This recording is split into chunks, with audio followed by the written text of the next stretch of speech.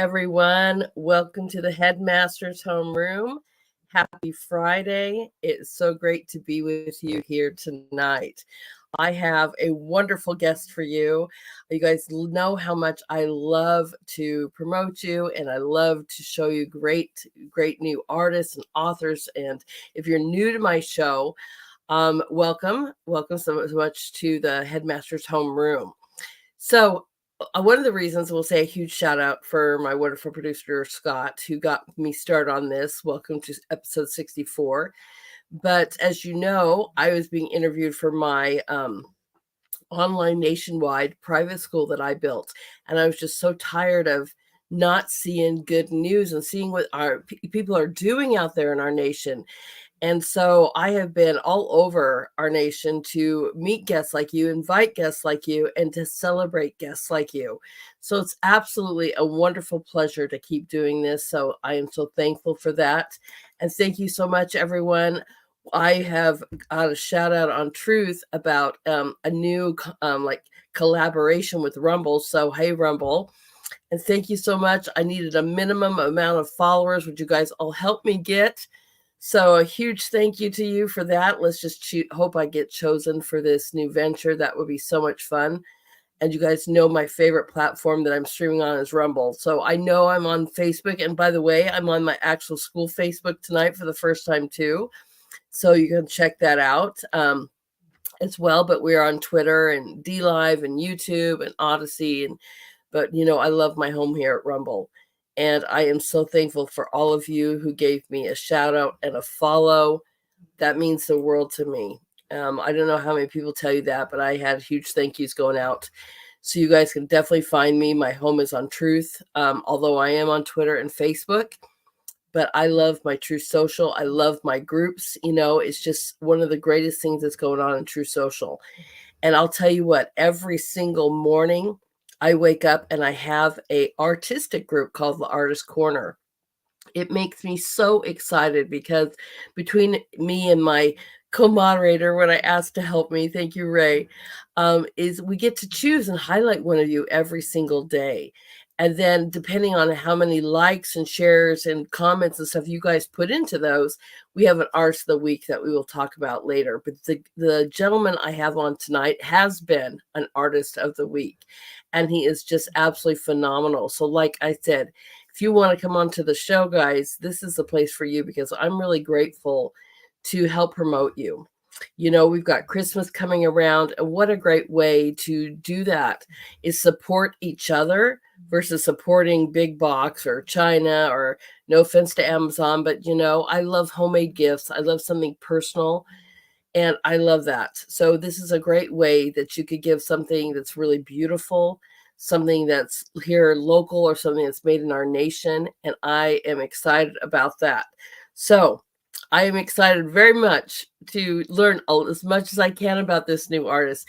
I don't know if you guys know this, but I don't do a lot of like pre-interviews because I like to get the story too, as you guys are getting that. I do read the bios and I do know a little bit about them, but I like to hear these stories so I get pleasantly surprised as much as you do.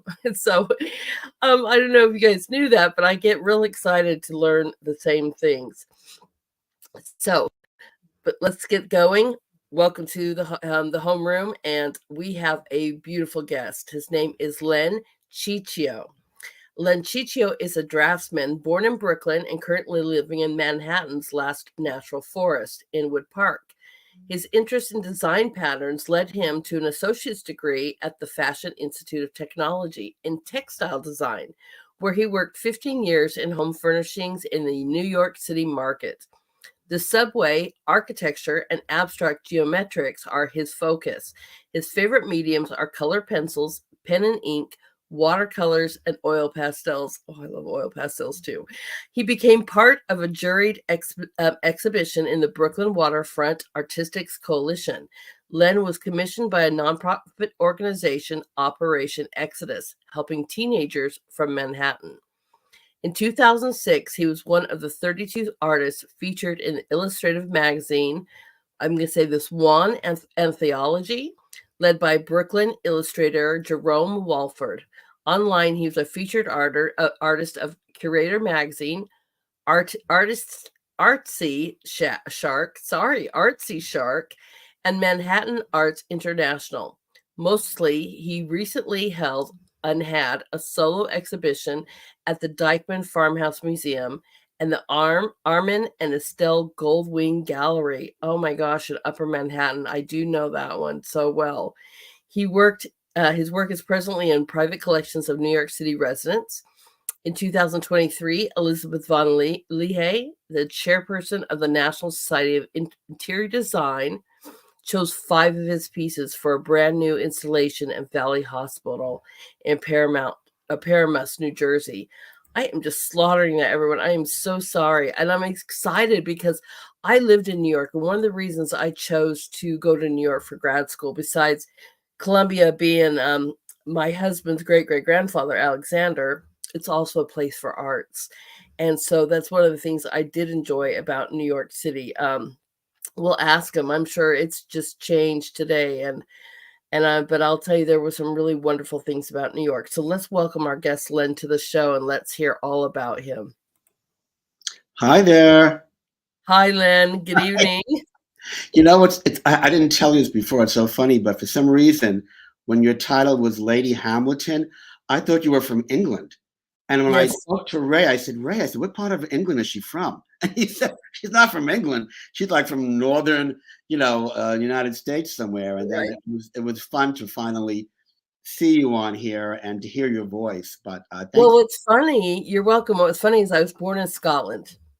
Oh, Hence you probably were. one of the reasons I got that. And then with my husband being a descendant of Alexander, I just had a professor that, couldn't say my first name. It is a Scottish name. And so he just would call me Lady.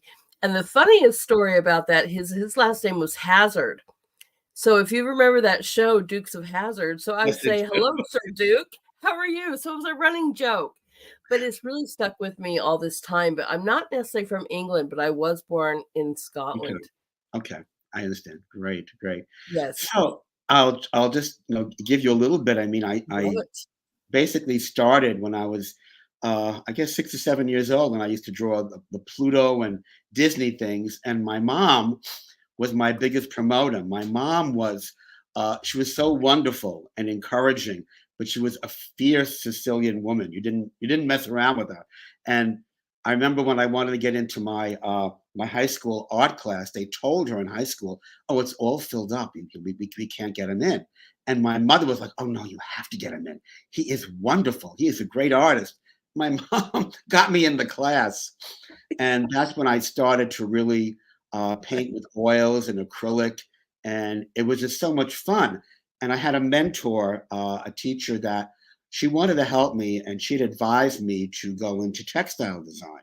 So I went to the Fashion Institute, where I learned about all patterns and geometrics, and I really started to look at everything around me, including the subways, the tracks, and I learned that everything around us has designs and patterns.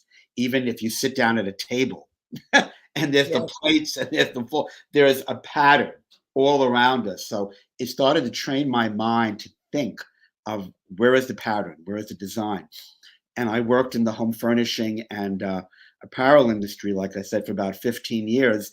I worked for a crazy Italian designer, Michael Mercurio, who was from Bari. And Michael was an incredibly talented artist, but he had his own little business in his apartment. And at that time, I really wasn't drawing my own original ideas. He would give me things from other artists that he had commissioned, and I would do the background. I would do like the texture. I would add things to it. But he taught me a lot, again, about looking at the composition. And I would study all their work and look at it and go, okay, so that's what they're doing. Uh, and it was a fun time working with him, but it was tough. I always thought that, we have the dreams of, oh, gee, I'll be a designer and I'll get out there and everything. But I learned the reality was if you're a designer, you were at the bottom of the totem pole. You're at the very bottom. It was all the other people, the business people above you that used your ideas. And there were many times where, Michael had to go around, he was a salesperson, and he would call up Burlington and all these different companies and these upper East End, really high end textile designers and everything. And you would show your work to people, or they would ask you, well, can we hold on to it for 2 days? Well, a lot of times if they held on to it, they had their own studio and they would knock off your ideas and then return it to you. So I remember one time when he would get the home furnishing journal or the different, the business magazines, and he was going through it and he was looking at it. He was showing me, oh my God, this looks so familiar. I said, yeah, that's my design. That's mine. They had knocked it off and altered it. But that was the kind of thing. And I really felt bad for him because he put so much energy and love and passion into what he did. He was a workaholic. And in the end, he actually died when he was 48 years old. He just literally worked himself to death. He just got sick and he died. And that really affected me a lot because he was a friend and he was an extremely talented designer. And I thought, you know what? There's got to be some better ways than this for me to get around. And at the time, I stepped out of art altogether because after his death and what had happened, I was like, I can't take this. This is just too much. Just the abuse that he took and the ideas being copied and everything. And I got very disillusioned and I said, I don't want to do this anymore. And I stepped away from it. I worked in real estate as an assistant. I worked as a telemarketer. I worked at New York City Opera as an assistant telemarketer. I worked in department stores. I did all these things. And I had a good friend, Beverly, that kept encouraging me. She said, Len, she said, why don't you go back to your art? Why don't you try drawing again? I was like, eh. And she kept nudging me and nudging me. And then finally, I started doing it. But this is when I was 51 years old. Right. I started. I said, well, what am I going to do? I haven't done this since I was in high school, really, fine art. And I lived in Upper Manhattan. And the subways, I took the subways to work when I was a young, teenager and everything. I said, let me start drawing the subways. And I started drawing again because I was a textile designer. I saw in the subways and in the stations patterns. And I was standing under a subway station that was on 215th Street where I lived. And it was a very sunny day. And I looked up and I could see from the platform the light coming down. And there were all these geometric structures and in the steel and the patterns. And then I just said, what the hell? I'll stand out in the middle of the street. It wasn't too busy. And there was the perspective of the street going out and then going out into Riverdale. And I looked up and I could see the light hitting the steel and little bits of purples, of blues, of, all these little colors. And I decided, I'm going to start drawing that and I'm going to bring those colors out even stronger. So I started with the most simplest things that I thought, pencils, colored pencils.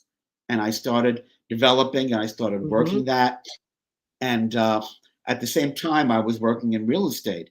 And when I was 62 years old, my boss sat down with me and said, they called me Lenny. Lenny, she said, we're going to get really, really busy. And I know your art is your passion, but you're not going to have a lot of time to really work on your art. You're getting so busy. And she said, I think you have to decide, do you really want to do your art or do you want to work with us? And she said, if you decide, to work with your art, we'll support you, we'll help you, we'll work something out. And right away, I said, no, I want to do my art.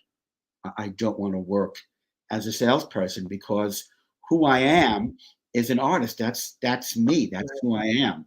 You know your gifts. And I said, I can't bury that anymore. It's just time for it to come out of me to use that. So they let me go. I was on unemployment. Different things happened. God just took care of me. So the whole time was amazing. I was really nervous about doing this. And all these different things happened. I got a roommate. There was money coming in. God just really took care of me through all of that. And it was amazing. I was like, oh my gosh.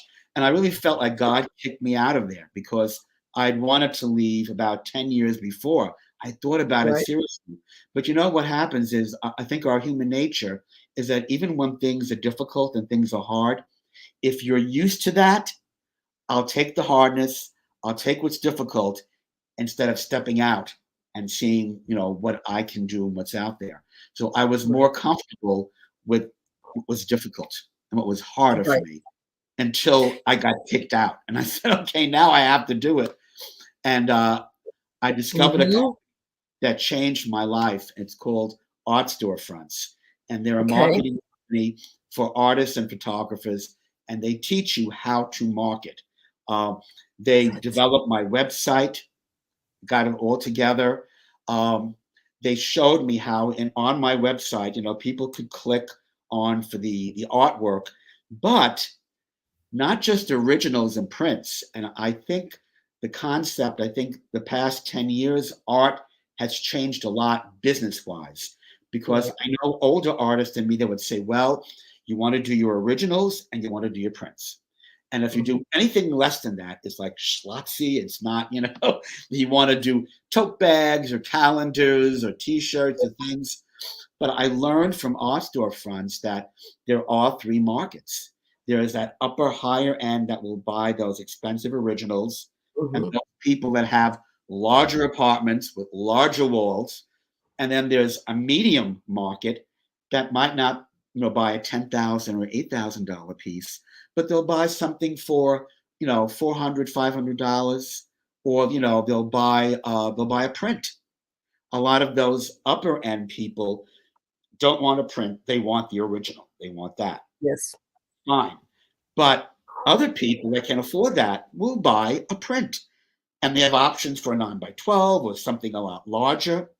Or if it's at lower end, they'll buy, which what I do is I'll make small pieces that are about this size, and I'll charge $90 for it. $90. And people will buy the $90. So what if you get a whole bunch of people buying that? And the thing I love about the prints is you sell an original. The original, that's great. It's gone. That's it. But if you have prints, it's for the rest of your life. People can keep buying it. Or what some of my friends have gotten into is business people have seen their work and their prints, and they decided, you know what? This would look great for an installation in our office. And they'll buy a whole collection of these prints. And on our site, people can order the frames, they can order the matting, it's all there. And like my friend Jim, he makes $10,000, $15,000. But again, it took him time. And that's something that I learned. I've been doing this now 4 years. And they trained us at Art Storefronts. Do not expect this to hit off the first year or the second year even. If you're lucky, it might, but it's going to take you doing the consistency. And they provided a playbook. So every day they showed us, this is what you do. You do a reel. Okay. And I learned, now reels are the biggest thing. You can get 100, 200, 400 views.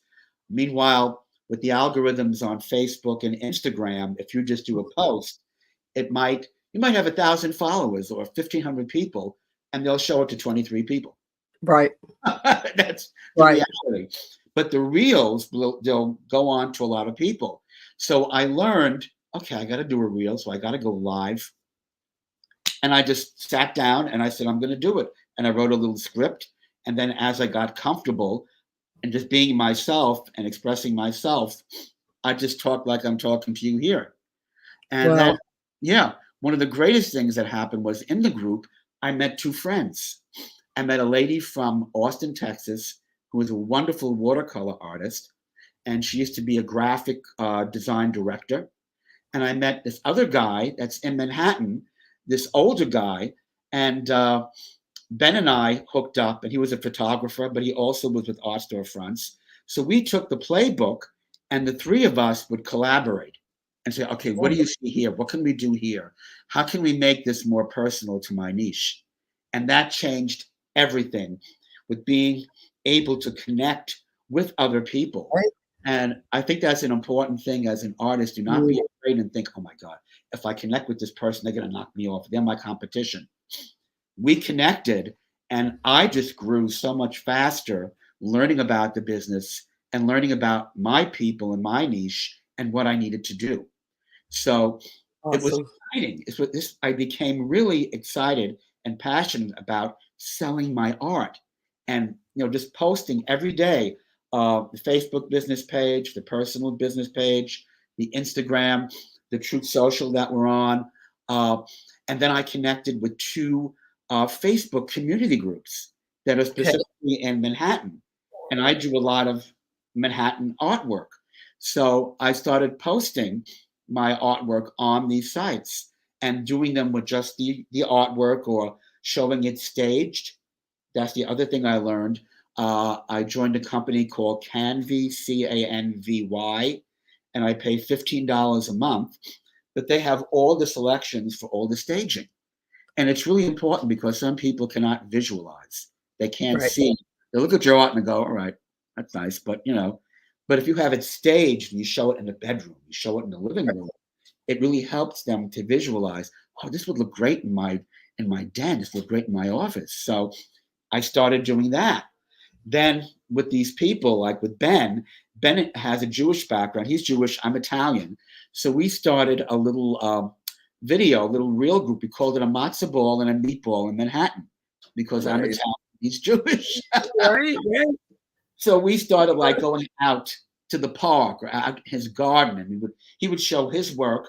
And a lot of times I was doing my drawings because he did Manhattan, buildings and architecture. So I would draw some of his photographs. So he would show the photograph, I would show the drawing that I did. Nice. It just became I'm loving this. yeah.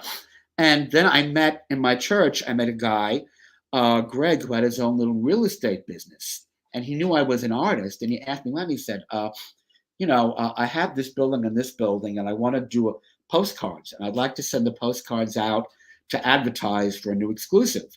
So I did the drawing, for like two of the buildings. And then he used that as a postcard, as a mailing to go out. And then just recently, he had a customer who he sold their apartment, and he commissioned me to do any kind of a drawing that they wanted. And they looked at my website, and she said, I love the GW Bridge, George Washington Bridge. Mm-hmm. So I did a full 19 by 24 drawing. And then I thought, I'm going to throw in a tote bag. So I had her drawing, and I was able to, because on our website, they allow us to convert it into tote bags, into pillowcases, into T-shirts, into calendars. So I did a 16 by 16 tote bag of that image. And I gave that to her, and she flipped out. She said, oh my gosh, she said, I love this. I can go shopping with this. But guess what? When she goes out shopping, she's carrying my art around her. Right. Her friends, oh, where'd you get that? Nice. So, nice. I learned that, art isn't just on the wall. Right. Art, you can wear it on a T-shirt. People go shopping. They go to the movies. They go to restaurants. And there they have a really beautiful tote bag of your art that people can see. Or they have their home furnishing, and they have a pillowcase, and they can sleep on your art. They can just go back and lay on your bridge, whatever. But all these things are all a part of people's lives. And it isn't any less important than something on the wall. And I think that's changing now, because I know other people from our storefronts that one artist, they interviewed her, and she hit like $1 million. $1 million she hit this year. Another young guy, 28 years old, he's making like $100,000 a month. Wow. Very creative and stepping outside of the box and how they can show their work. But they will sell their work as prints, as tote bags. They'll do all these different things because you want to hit all those markets. And if one market is slow, maybe the other market, is interested. So you don't want to focus on just this high upper end when there are a whole bunch of people. Like I know one guy from Australia. He makes $120,000 a year on his calendars, calendars. The possibilities are unlimited. Right. But you just have to step out and have that confidence in yourself to say, you know what, I'm going to try all these different things out. And it's the same thing on my website. I don't just have one niche. I have my architecture, which is Manhattan buildings. I have the subways. I have my Manhattan landscapes. I have, as you see, my design patterns with all the different geometrics. Then I have Manhattan photos, because I don't know which one is going to hit off. One of them is going to hit off, but I have those different niches so that I can reach out to all those different markets and see who's going to take the bite. Right? Keep going. I'm going to load some artwork so that people can see what we're talking about here. And I chose this one on purpose because it's one of the subways, everyone. Yeah. I love geometric shapes so much. I love all kinds of art, but I really love shapes, and I love the manipulation of the color. But keep talking. So this is, if you want to talk about what I'm showing. Yeah, I do. Again, this piece, you can see all the patterns. What I did was I incorporated the different geometrics that are from the subway, and I put it into a drawing.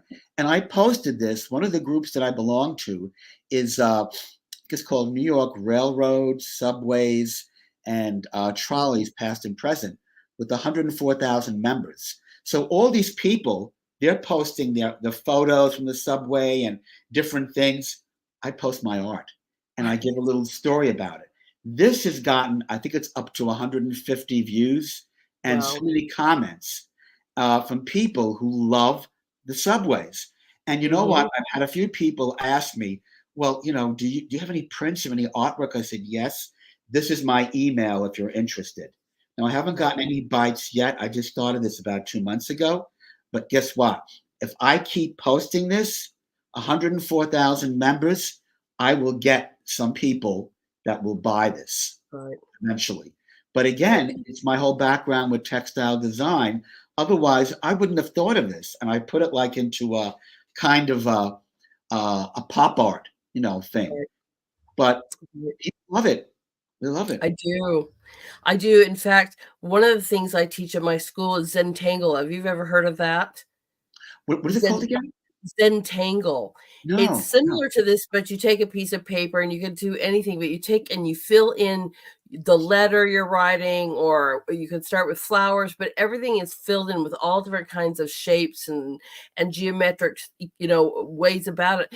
But it's one of the things that promotes stress relief, believe it or not. Oh, really? Wow. So yes, when school starts and everybody's all stressed out, I'm like, we're going to Zentangle. And it just, and you can just do an initial and you fill it in with all different kinds of shapes and squirrels and whatever and patterns. Wow. And it really does promote stress relief. So I love it. I look at this and I don't know how other people would feel, but for me, it just soothes me. I love it. And actually interesting because, geometrics can be so angular and they can be hard. Right. But I find that what I do has a softness to it. There's one piece I want to definitely talk about, and that was after the Henry Hudson with the water and just a hill. Yeah. After about that, but again, this is taking all the patterns. I wanted to make sure I show that because you were talking about. Okay, so we're looking for. I'll show you. Not that. Okay. Not that. Not. I love that. Look at this, guys. I'm loving it. Boom, zing, banga, boom. They're just so beautiful, though. Okay. Thank you. When we get it, I'll show you. Okay, so wait. So I gotta go the other way. Okay, hold on, everyone. Let me start at the beginning because I cheated. He was talking about the subway. Is this the one? Not that one. Not that one. Okay. That one. There it is. Okay. This has story. Oh my gosh. Okay, back to the other one. One more the other way? One before, the one you had with the water and the hills. Okay. That was the one. The one before this one, right before this. That one. Okay. Yes. Okay. This one has a really interesting story. Oh, back to it again. Okay. There we go. I'm back to it. Sorry. Okay. I'm back to it now. Okay. This one has such a really interesting story. It's the Henry Hudson Bridge. It's actually right outside my apartment, about 5 minutes away. And I drew this And this isn't the original one. The original one that I did was from this. And there's a cafe down the block from me. I'm the resident artist there, full time for eternity, until long as the place stands. So I had brought this piece there, and a friend of mine went for dinner and he saw it hanging up there with the frame and everything. And he bought it because his father lived in my building, and his father was very old. He was in a wheelchair. He used to take his father out to this spot by the park every day. And, his father died, but when he saw that, was that emotional connection. And art is very emotional. It's not like you need it like a pair of sneakers or a coat. There's an emotional connection. That connected him with his father who had died. And he had to buy that so that he could put it in his home and always remember that spot where his father was. I get emotional about it. And that sold. And then a year later, somebody else had seen it. I have it online for the prints, and asked me that they can buy it as an original. And I said, I sold this, but I said, I can do a commission for you. I found out this guy who was in his, I guess, late 70s now, when he was a young boy in the 1960s, I guess, late 50s, 60s, he lived in my building on my floor. And that was the spot that he knew, from his family going to school and everything. And he was retired living in Connecticut. And as soon as he saw this, he said, oh my gosh, that's the Henry Hudson Bridge. You had to have it. So I winded up doing a commission for him. And he came in and he picked it up and he bought it. That's not the end of it. A friend of ours who would visit me and my other friend Beverly on the weekends on Sunday, we had like a little Bible fellowship we had and dinner. He knew that spot because he would come here all the time. And I had like 3 pieces of these. And he said, Lenny, he said, I want to buy that because, he was moving out of Manhattan with his wife and his family, but he wanted to have that because it would always remind him of the dinners that he had with us, getting together with us and being there. So this piece had such a longevity to it. And it's just interesting how, to me, that it connected with all these people. And I think that's the powerful thing about art is that it will connect with someone's life. Yes. And that's what we want to do. And when you do that, they will buy it. They want it. So that was just a wonderful story. And I actually had printed that on tote bags. Besides the cafe where I live, there's a farmer's market. And these are things that people can think of doing. Is there a place in your neighborhood, whether it's a restaurant that you can put a little table or something in front of, sell your art? If it's small originals or maybe it's your calendars. And I did a whole series now of calendars that are all from Northern Manhattan. So when I go outside to the farmer's market on Saturday, people are all in the street with the vendors. I'm on the sidewalk. And the fence behind me. So if people are on the street, I'm thinking, okay, they see me there with the table. How am I going to get them to come over? So I have a red tablecloth, a red table flannel tablecloth, and I put it over the fence. I'm next to it. And I put my tote bags, or I put the calendar with the binders so people can see it and they go, what's that? And they'll come over and they'll start looking. And then I have a table with the calendars. They can flip through, they can see the images. And I made one day, I think I sold like 6 calendars and I made like almost $200. And then people would say, oh, you're Len. I've seen your stuff on Facebook, But now you saw me live. And I think that's the most powerful thing is when you're able for the people to see you live. So even at the cafe sometimes, I'll go there in the morning and I'll sit and have coffee. And sure enough, somebody will come by and start looking. And I'll say, hi, I said, I'm Len. I'm the artist that did that. And they'll start a conversation with me. And I've done that. My friend Elisa, who also has a work up there, and we've sold that way.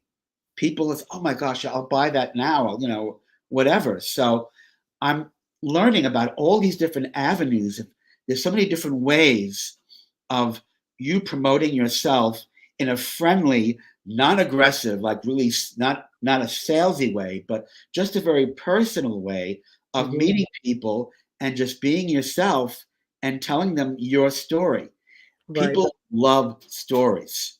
Since Mhm. the beginning of time, human beings love stories.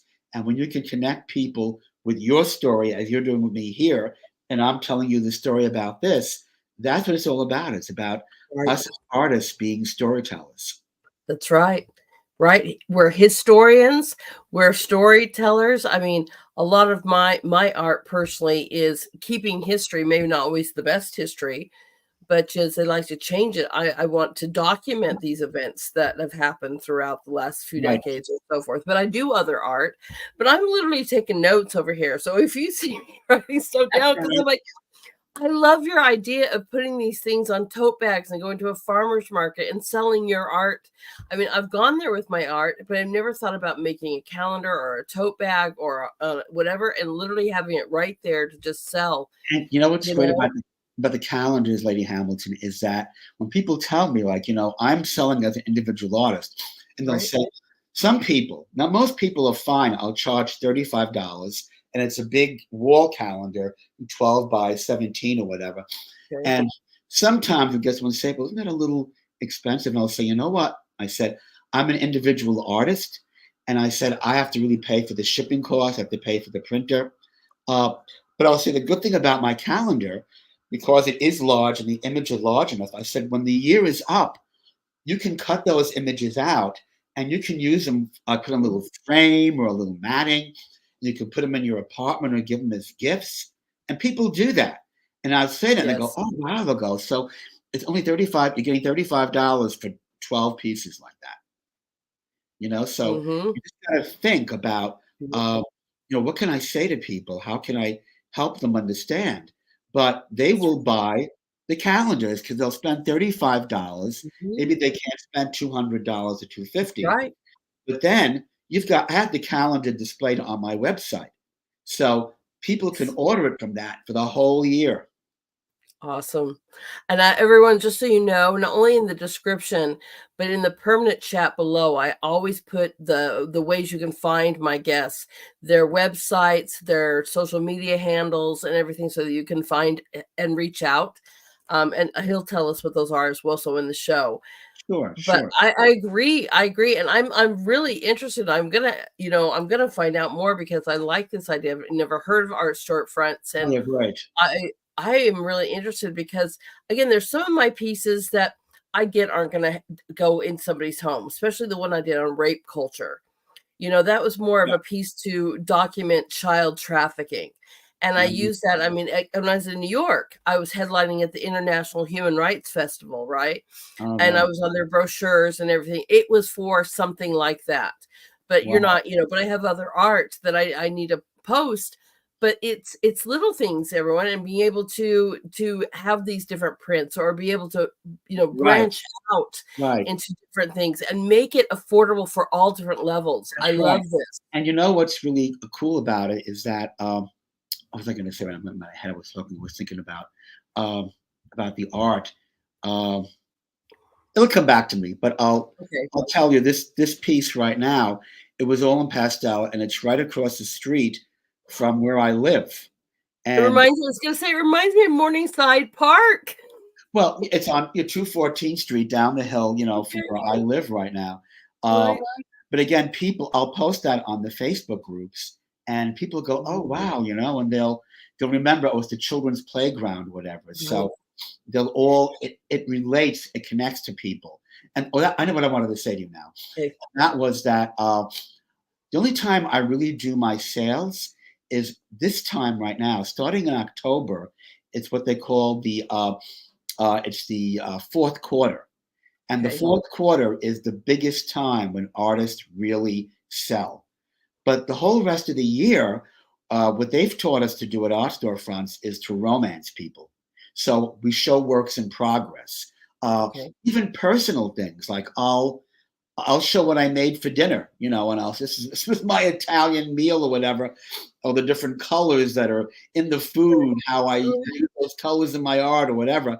But they teach us to be personal with people, not just show Mhm. your art, or what you're working on, but in your life. If you're at a restaurant with friends, or if you're at some event, do a reel, show yourself there so people can see you out in the world and what you're doing.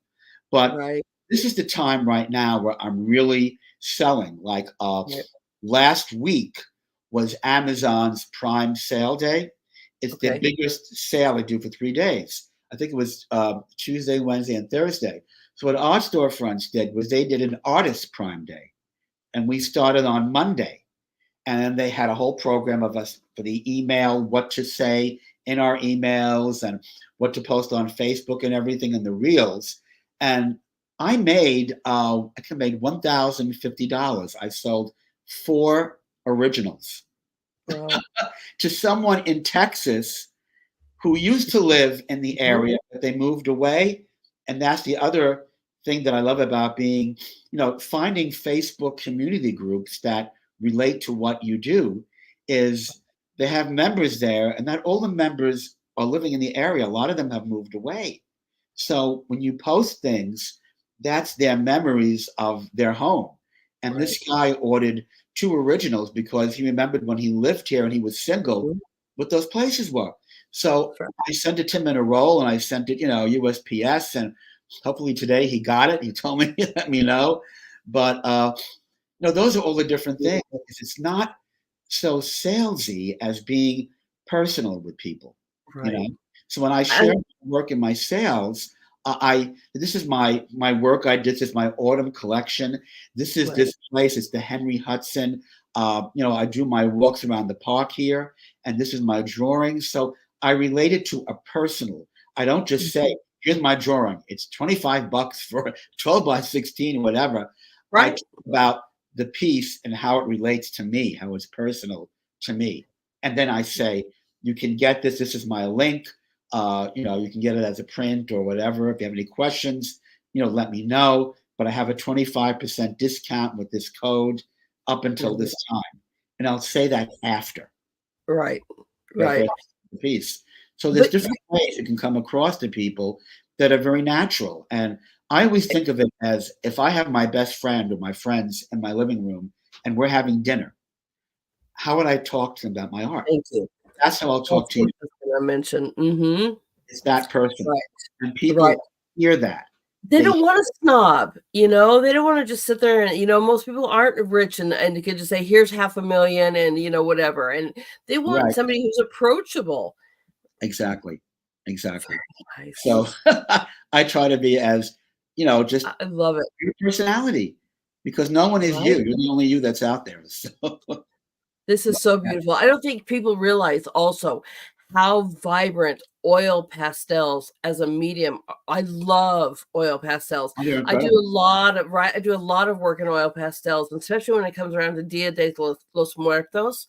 And you doing the skulls and the flowers in the hair, and I mean, it's just so vibrant and such a beautiful medium. I And use this it is done so well. I use it a lot. I'll use it, let's say, now I'm getting more into watercolors. What I'll do is Yeah. a simple watercolor base. And then, like, this is the piece that I sold to that customer, and she wanted something to remember. It's in Washington Heights. It's the George Washington Mhm. Bridge. And something that I do as an artist is I internalize a lot of things. Uh, I think that I had a wonderful teacher at the New York Art Students League. And Sherry said to me that, I'll never forget it. She told me most artists, she said, they look through art from a certain lens. If they're an abstract artist, they will see things, no matter what it is, in that perspective. If they're realism, they see it that way. If they're an impressionist. And it's funny when I talk to some people, because some people will look at this and go, the sky's a little, I don't know, a little too blue, maybe, or a little, or that the green is so strong. And I think to myself, well, what would you say to Van Gogh if you saw Starry Night? That's a little bit Right? too much. Vinny, that's too much indigo. And where are all those swirls coming from? Or when he did the crows in the field, he painted the grass yellow, and he Mhm. had copper, and he had a deep dark cerulean. because he internalized. He took what was there and he took it to a different level emotionally, how he felt. And I do that. I'll look at things from a linear perspective. I'll do a lot of my subways, but I'll combine an atmospheric perspective. I'll combine a little abstract, a little impressionism. I'll internalize it. And when you take all those different layers, it becomes yours. It's you. But I just love to internalize. When I looked at this, I saw the blue and I wanted to bring the blue out. I saw the deep green. I wanted to bring the green, you know? So it was a lot of internalization when I do that. And I think that that was probably one of the most difficult things that Van Gogh had to deal with, because he was dealing with all these formal trained people and they're like, what the hell are you doing? What is that? They didn't get it, you know? Right. And that's what art is. Art has so many different layers. So I really enjoyed doing this for them. And when she saw it, she loved it. She loved it. Right? I mean, I just always too, it's like whenever I go to a museum or I see art, and I encourage my students to do the same thing, don't read the statement or what they tell you this piece is about. Sit there and get your own impression, feel through the art, look through the art, you know, and get your own impression of what you're seeing there. And then if you want to read the statement or whatever, the little card next to it that tells you what it is, right? But you know, you need to, art is very personal, down to the colors that you chose, right? And that's very much the same. Yeah. And this has the watercolor, it has the colored pencil, and then it has the oil pastel. This one, I wanted to do, because I'm always using colors, I wanted to use minimalism. And the story behind this is, I don't know if you can see it on here, but on the very, very top, there's like these two little ducks that are in these smallest little things. And I was so fascinated by it. Someone had told me, oh, you know, don't draw the ducks. Don't draw the ducks, just draw the water. But the ducks to me were really important, because all the effects of the water and the ripples were from those two little ducks. And I thought, you know what? Sometimes people think that they're so small or they're so insignificant. It's just me. But you never realize the ripples and the effects that your life has on someone. And that photograph of my friend spoke to me. I saw these two little ducks, and I said, you know, that's how I feel a lot in life, like the little duck just paddling through this big ocean or this pond. But all the ripples and all the effects are from those two little ducks passing through.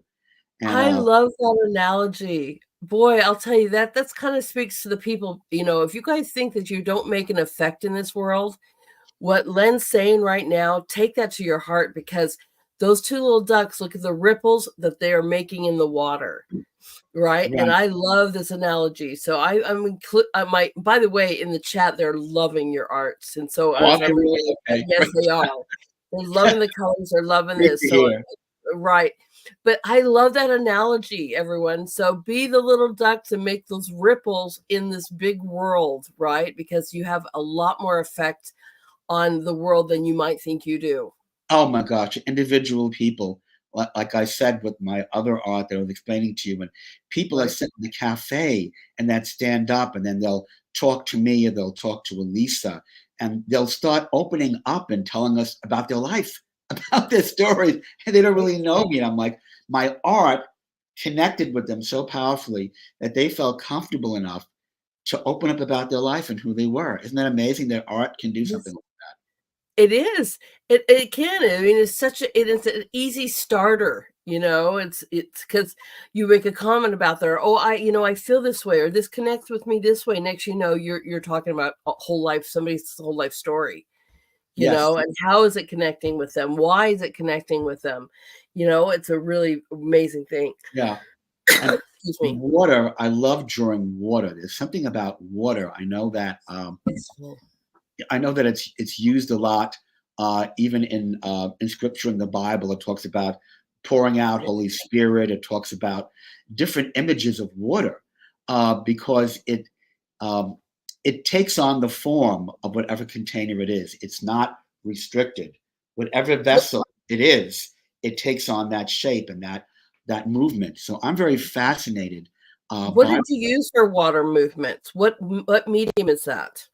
That is in. I used a little bit of watercolor, but I used a quilt pen. I Okay. used a marker. I used colored pencil. So it was all Mixed through. media, I love it. Yeah, and it was just I didn't know. I mean, I looked at it, I kept like squinting my eyes, looking at the photograph. But what's helped me a lot is I love Georgia O'Keeffe, and I Oh have my gosh, like, she's one of my favorites. and in the book that I have, she shares a lot of her thoughts. And one of the things that she said was she tries to strip things to get to what is the essence. So if she looks at something, what is, because our human eye sees things differently than necessarily what is exactly there. So she had said about stripping everything and getting it to its basic form. And you don't know how much that's helped me, because some of the things that I do are layer I am a upon little layer. spoiled. And I would just say, Love well, let me simplify it. that. What's the basic foundation? What is it? And I would start with that Right. basic foundation and then put another layer and then put another layer and That's another right. layer. And that's the Right. same thing with this. I just had a fun time. I It's thought of, gorgeous. yeah, thank you, thank you. I'm trying to think now, what the hell was in the center?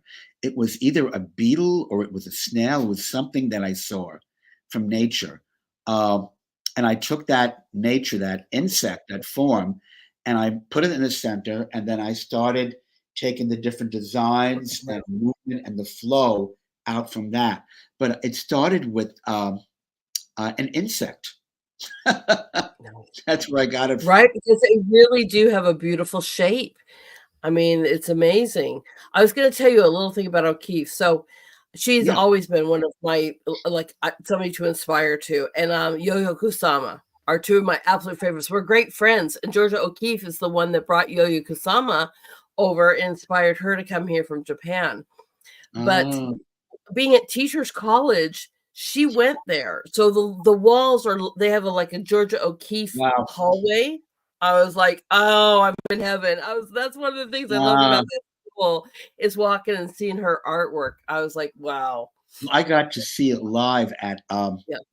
I forget what museum it was, about 2, 3 months ago.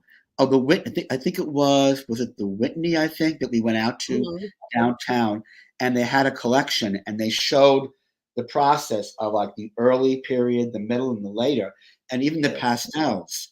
And it's always different when you see something live. It's just Right. always the details. A photograph just can't capture all No. those When you see her nuances pieces and things. live, yes. And I said, man, I looked at her pastels, and it was just inspiring to think, okay, again, just the basic form, and to Yes. train your eye to see that it's not easy, because our No. minds go like all over the place to look at stuff, Mhm. but to really take it and look at it, go, okay, what is me strip this layer and this layer, and that has helped me so much as an artist to Right. simplify things, and These then are just you know. gorgeous. Oh, And thank you. so this one started from a snail.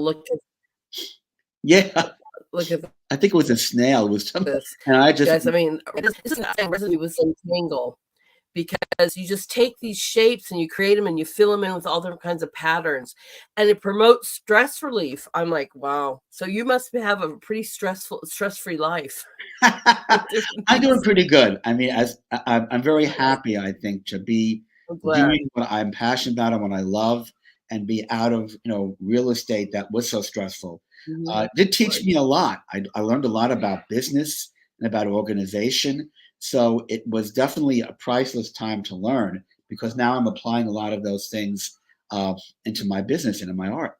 I do Right. that. Oh, But this again was a simple form, just that center form again, and then just moving with it, just allowing it that rhythm and that pattern to move, and then taking the simple little geometrics, and then it just started developing. And this is all in colored pencil. That's all colored pencil. wow. It's a big one. I think it was like 22 by Yeah. 30. I did. Yeah. Nice. Nice. It's gorgeous. Look Thank at you. this, guys. And this is what we were talking about before with the subways. I'm sorry that I showed this one first, everyone, but when he was talking about the subways, I really wanted to jump to what he was talking about and Sure. what he's seeing sitting down in the subways. And they are designed not to this extent, but to see these beautiful, shapes and colors and bring this to life. This is just Yeah, they're really all, gorgeous. I mean, they are there. Some of them are like a little in browns and yellows and some colors. Some of them are just neutral, but every single little pattern in there, Right. I've seen on the tracks, I've seen on the walls, I've seen on the Mhm. ceiling.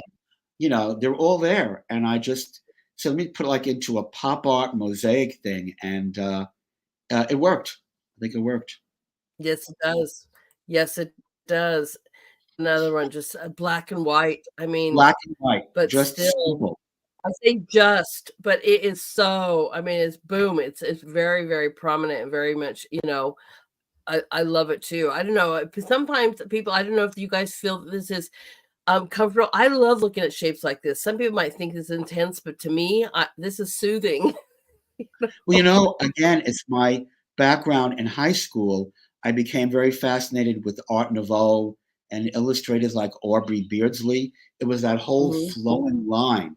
So that's again Right, taken back from high school and being able to take the geometrics and imitate that with that flowing free line. And I think it just moves. And right, circles are also very calming too. There's a lot of ideas about circles even in primitive art, because it's about community, it's about eternity, right, all those different things. And there is a right. calmness when you look at circles. It just has that feeling. So I wanted to do just a black and white on circles. Right, but it's got such a great 3D effect and stuff to it as well. I mean, it almost feels like it's popping off the page, or you can walk down almost like a staircase per se in a way, very much got a very beautiful 3D effect with this. And I did Uh, at one time, I stopped it, but I was doing scarf designs. I found a wonderful company called Scarfos in Denmark, but it was just getting a little expensive. But I did a beautiful black and white long scarf for this that was selling. Uh, wow. and yeah, so at one point, I'd like to get back to that again because the geometric patterns for Mhm. people to wear as scarves look incredible. But again, Yes. it's an investment. So, you've got to be smart with your money and say, okay, I can do this now and do that. Uh, and this piece too was it's a wave, and this was a really little wild experiment because what I did was I took not just the colored pencils.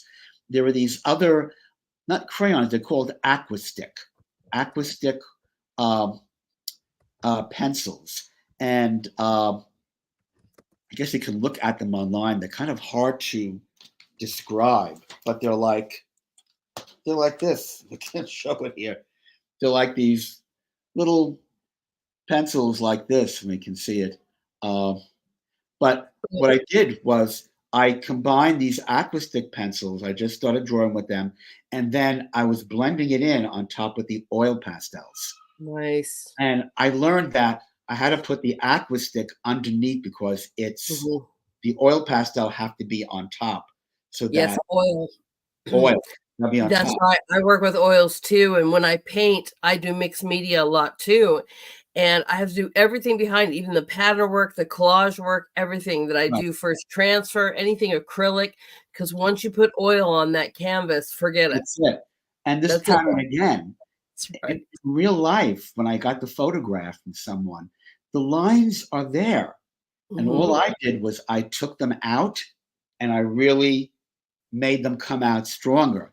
And that's the thing that I do is I'll look at things and I'll see what's really interesting about this and what can I bring out even more. That's right. So it's not like it wasn't there; it was there. And I just again the patterns, there's patterns in the wave and the movement. So Sure something does. else that I loved. That's 22 by 30. But I never would have thought the aqua stick as a base and then putting very softly the oil pastel, and it Mhm. created this effect. It is beautiful. I can see the movement in that. I love the line work in that. This is one of my favorites. I'd love. Well, it's hard to pick favorites, but there's this again, right? It's just calming to me. Water has another effect on us. We think of Yes. calming movement, and the blue's another calming. But the line work is what gets me. I really love it. Yeah, that took me a lot of time. I did all Mhm, colored pencil first, and then I did the aqua stick, and then I did the oil. And mhm, I know some artists will go, well, and I've heard this from other artists, you want to be able to produce, and that's true. You want to have enough art to produce and move things faster, but sometimes things take a little time. And I'm not afraid if I'll do some of my smaller pieces that might take a day or a few hours. But then there's pieces like this that, it could take me 2 weeks. But in the right. meantime, you try to do different, you try to do different things. So if I have a large piece, then I'll try to do maybe some smaller things that I know I can get done. And I go back and forth. And as you go back and forth, it's interesting how one thing affects the other. Right. So I might do a geometric, or I might do a landscape, and then I'll go and I'll do an architectural. And Mhm, it's interesting how one aspect of that category, what you're doing, will flow into the other. I right. don't know how I can't we can't analyze it, but it definitely does. It works. Right. You know? Right, it sure does. It sure does. Oh my gosh, it's very, very Oh, beautiful. now Look at that. Another segue. this is the platform. I commuted a lot, and I took the 57th Street station. And what I did was that whole Okay. stuff you see on the left, what it is the effect of the train with the colors passing by very fast, very fast. So when I took the photograph, I had that, and I just wanted to give that kind of abstract feeling because when the train is moving very fast and you're looking, it looks like all these bands of colors that are all just kind of flashing through. And then I have a little more of that, that darkness, a little more being underground. Uh, Mhm. but I love that contrast of those colors flashing through and then the shadows and those things, I think, Right. make it interesting. And again, the Yes. colored pastels and oil pastels. The oil pastels just bring the color out, bring it Yeah, out. it does, but, even when you're using your colored pencils, I think people don't give that enough credit because 'cause they're like, "You did this in colored pencils?" Yes.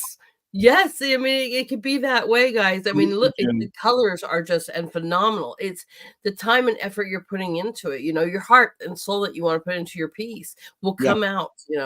Oh, But yeah. yes, oil pastels, they are so vibrant.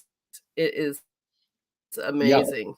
Yeah. That is really awesome. And that's exactly what I saw, Lynn, by the way. When I saw that last piece, it reminded me also of being at the subway, watching the train go by, you know? And this Very one, nice. again, thank you, when I was talking about the light coming through, this is the 215th Street. I've done a number of drawings Mhm. on this, but I was standing, in the street, and the light that was coming through, those patterns were all there. And I took it out with the color, bless you. And I Thank just you. brought the colors out. And the same thing on the top with the geometric patterns with the Mhm. steel and everything, they were all there. And there were little bits of the purple and the blue, a little bit of red, a little bit. And I just brought it all out. And with that perspective of it's going out into the Bronx. Uh, Mhm. I live in the very northern tip of Manhattan. But again, textile design, Right. all the That's right. patterns and geometrics. And it reminds me of the same thing, and there was one it was, like, 2 stops away, but I lived off of 118th. So and my, daughter would go to school up a few more stops away too, but then you have to realize the subway is not always underground, it comes up too, and so they have these railways, and you can walk, of course, the streets and everything underneath. So this is exactly what you're seeing. Well, Yeah, this is better than what you're seeing, trust me. But yeah. I recognize this, like, "Oh my gosh, this could have been the stop for my daughter," And it's and the one you train. just recognize that. Yep. And, Much prettier than the actual stop by hundredfold, but it's really beautiful. thank you, thank you. And that I sold love too, it. it sold. Did it. It doesn't surprise me. Oh, here's another. This is the Brooklyn. This is the Brooklyn platform, and again, I combined it with. I was very influenced by the 1930s, 1940s abstract artists like Lionel Feininger.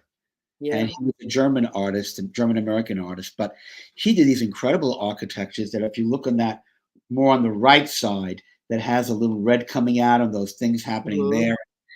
He did these beautiful buildings and structures that were very complex, and I wouldn't even attempt that. I took a small portion of it, but then again, the drawing, I just tried to simplify it, all the lines connecting, using my ruler and perspective, and I got the layout down.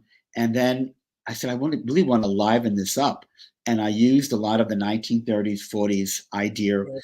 of their abstract, combined it with a little pop, and Mhm. I got the Brooklyn platform, which I I've made into a scarf also. Nice. I'm glad you brought up rulers and stuff because I don't think people understand how mathematical art can be as well. Oh yeah, oh yeah. Very. What I do a lot is the old-fashioned way is I'll do a grid. So I'll Mhm. divide the paper in half, and then that in half, and horizontal. And then if I have the photograph, I'll do the same thing. I put that on there, so I can Mhm. look at the photograph and I can look at that. But what's been happening lately is I've been keeping it really simple with just the line, vertical and horizontal. And I think I've been doing this now for about 7 years, that I really have a feel that when I look at it, I can get it pretty close to Right. what it looks like. You just keep doing, like anything else, you just keep doing it over and over and over, and the brain forms its own patterns in there. So that was really fun to do. That one sold a few years ago. Nice. Look at this one, everyone. Oh yeah, like I said, they just keep on coming. All right, go ahead. This All is right. Canary Wharf. Canary Wharf is a station in London. It's a very busy industrial, not industrial, but a lot of business offices above. So they have European subways are incredible. Their stations are like very abstract. And I think they also reflect a lot on their philosophy and the thinking of that country. But this is that beautiful, again, Art Nouveau, that curve. So this is when Mhm. you're coming down, and the Canary Wharf has this beautiful curve, and then that the glass opening with the light coming through. So depending on the time of day, the light coming through, there's different colors that will, reflect that. And it just fascinated me. I did a whole series of other Canary Wharfs, different places in the station. But again, it's that curve, that line, that arch. Mhm. I think that people, like you said, it's soothing, Yes. it's calming. Um, and that again is in colored pencil with some of the oil pastel. And again, I'm learning how to use my hands. Sometimes a little more dense, sometimes a little bit lighter. And depending on how you use that with the intensity, it creates those different effects. So Right. Right. It sure does. Wow. I'm just loving it. And I love the light. I love the light that's coming through those windows. It's just right there, on the escalator coming out. I mean, the light is just beautiful in this piece. it's wonderful. Yeah, it R- was a Really great beautiful. thing And the to do. reflections. And Okay. this is an This interesting. is almost, this is like almost cubism in its finest. This actually looks a lot like it's the Toledo Art Station in Naples, and the way Oh. they painted it's different levels that they have, but it reflects the city with the water. If you look at some Mhm. of the structure, it looks like a wave, and you have Yes. those blues and those greens, and that's the effect I think they wanted the designer. And I can't think of his name right now that they commissioned to do that. Um, I think he was a Spanish designer. I wish I could remember his name, but he just captured Naples. He captured the whole feeling of the water and the sun. On Mhm. upper levels, it's yellow and it's brighter, but this has such a beautiful effect again, with almost feeling like you're under the water and the waves are all coming out around you. So Right. uh, That was colored pencil. If you see the original, I had the little dots, and I used pointillism to create that effect that's on there. And the pointillism was with the oil pastel on top of the colored pencil that I could do that. That was, again, such fun. And in fact, I don't think I'm wearing it, but I have one of my T-shirts, and that's the back. I have a black T-shirt that's from myself, and that's in the back of it. People can see that. Nice. And that's such a great idea again, too. I never thought about it. I told you I'm taking notes. I put my artwork on some T-shirts and I wear them, you know. You're a walking piece of art that you're advertising with your work. Right, advertise for yourself. I mean, come on, girl. Here I am. Yeah. Right? My bag and my T-shirt. Beautiful. And you know, I'm glad you also said that too. Sometimes, a lot of times, I think artwork, when it's represented on top of black, lets those colors bounce off more than when it's placed on something white. Yeah. Right? Very, very dramatic. Really, right, makes it way more vibrant. At least I think so. Definitely. Okay, that is what you sent me. So I'm going to share. Sure. Let me stop sharing this, and I'm going to load up your website, but feel free. So for people who are just joining, one of the things that Len and I were talking about is his ability to have different ranges of price as well, so that you can have a print, or you could have it on a tote, or you could have it a smaller piece if you wanted to, instead of buying the great big piece for thousands. That he's come out with, you know, this amazing way. With help, of course, of like Art Storefront and whatever you were suggesting, but you're coming out with this way so that your artwork is affordable for all levels, everyone, right. All levels. Yeah. So if you really enjoy a piece, and let's say it's, you know, thousands, call him, email him, because he'll be able to find another way for you to have that piece on something maybe that you can afford. Yeah. And I'm loading up his website now for everyone. Oh, okay. And, you know, I love the calendar because people are writing their lives on your calendar. You know, every day their schedule. I'm going to go here. I'm going to go there. And then I know I have a friend in California. She always buys my calendars, and she puts it up. I think it's in her office, so that she can look at it. And for that day or for that month, she has that image that's on there. And she loves the fact that she can make her appointments and everything. And then there is my art, you know, to remind her of that day, what she's going to do. So simple calendar, you know.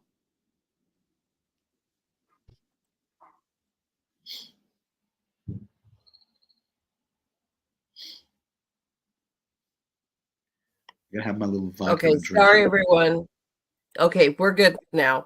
It did not want me to show your website. It like froze us up. So I don't know why, but we're gonna add that to there right there. There we go. Oh, those are the different categories. So you have I think that's Manhattan landscapes with the tree after that. And that piece you see right there, it's a subway that's right next to it here. That was done in a Fauvism style. I love the Fauvists that were very influenced by Van Gogh and Gauguin and bright colors. So I took a Brooklyn subway and I painted. So how would it look like if a Fauvist did it with all the wild colors? So I did that. The one next to it then is the patterns, like the tapestry there. And then there's the architecture. No, that's the originals. And that original is the Stockholm Underground subway. And then underneath that, you have the Manhattan photos. Wow. And you have my calendar. So there's different niches. There's different options for people to choose from. And what I've learned from art storefronts, what they've taught us, is that people will catch on with a certain niche. The guy that is super successful in Florida, he's living in a part of northern Florida. He's a surfer, and he takes all the photographs of the ocean and the beach. And the tourists and the people that live there are surrounded by that. So they love to buy his artwork because that's a part of their world, the beach and the water.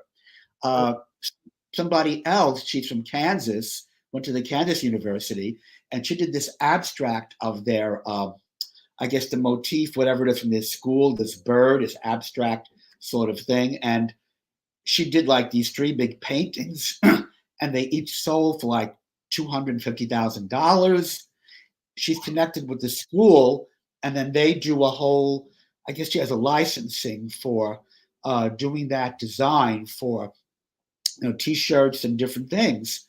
But she found that. So the trick is that you got to find out what is it that I can do that can tap into what people need. What is the need there?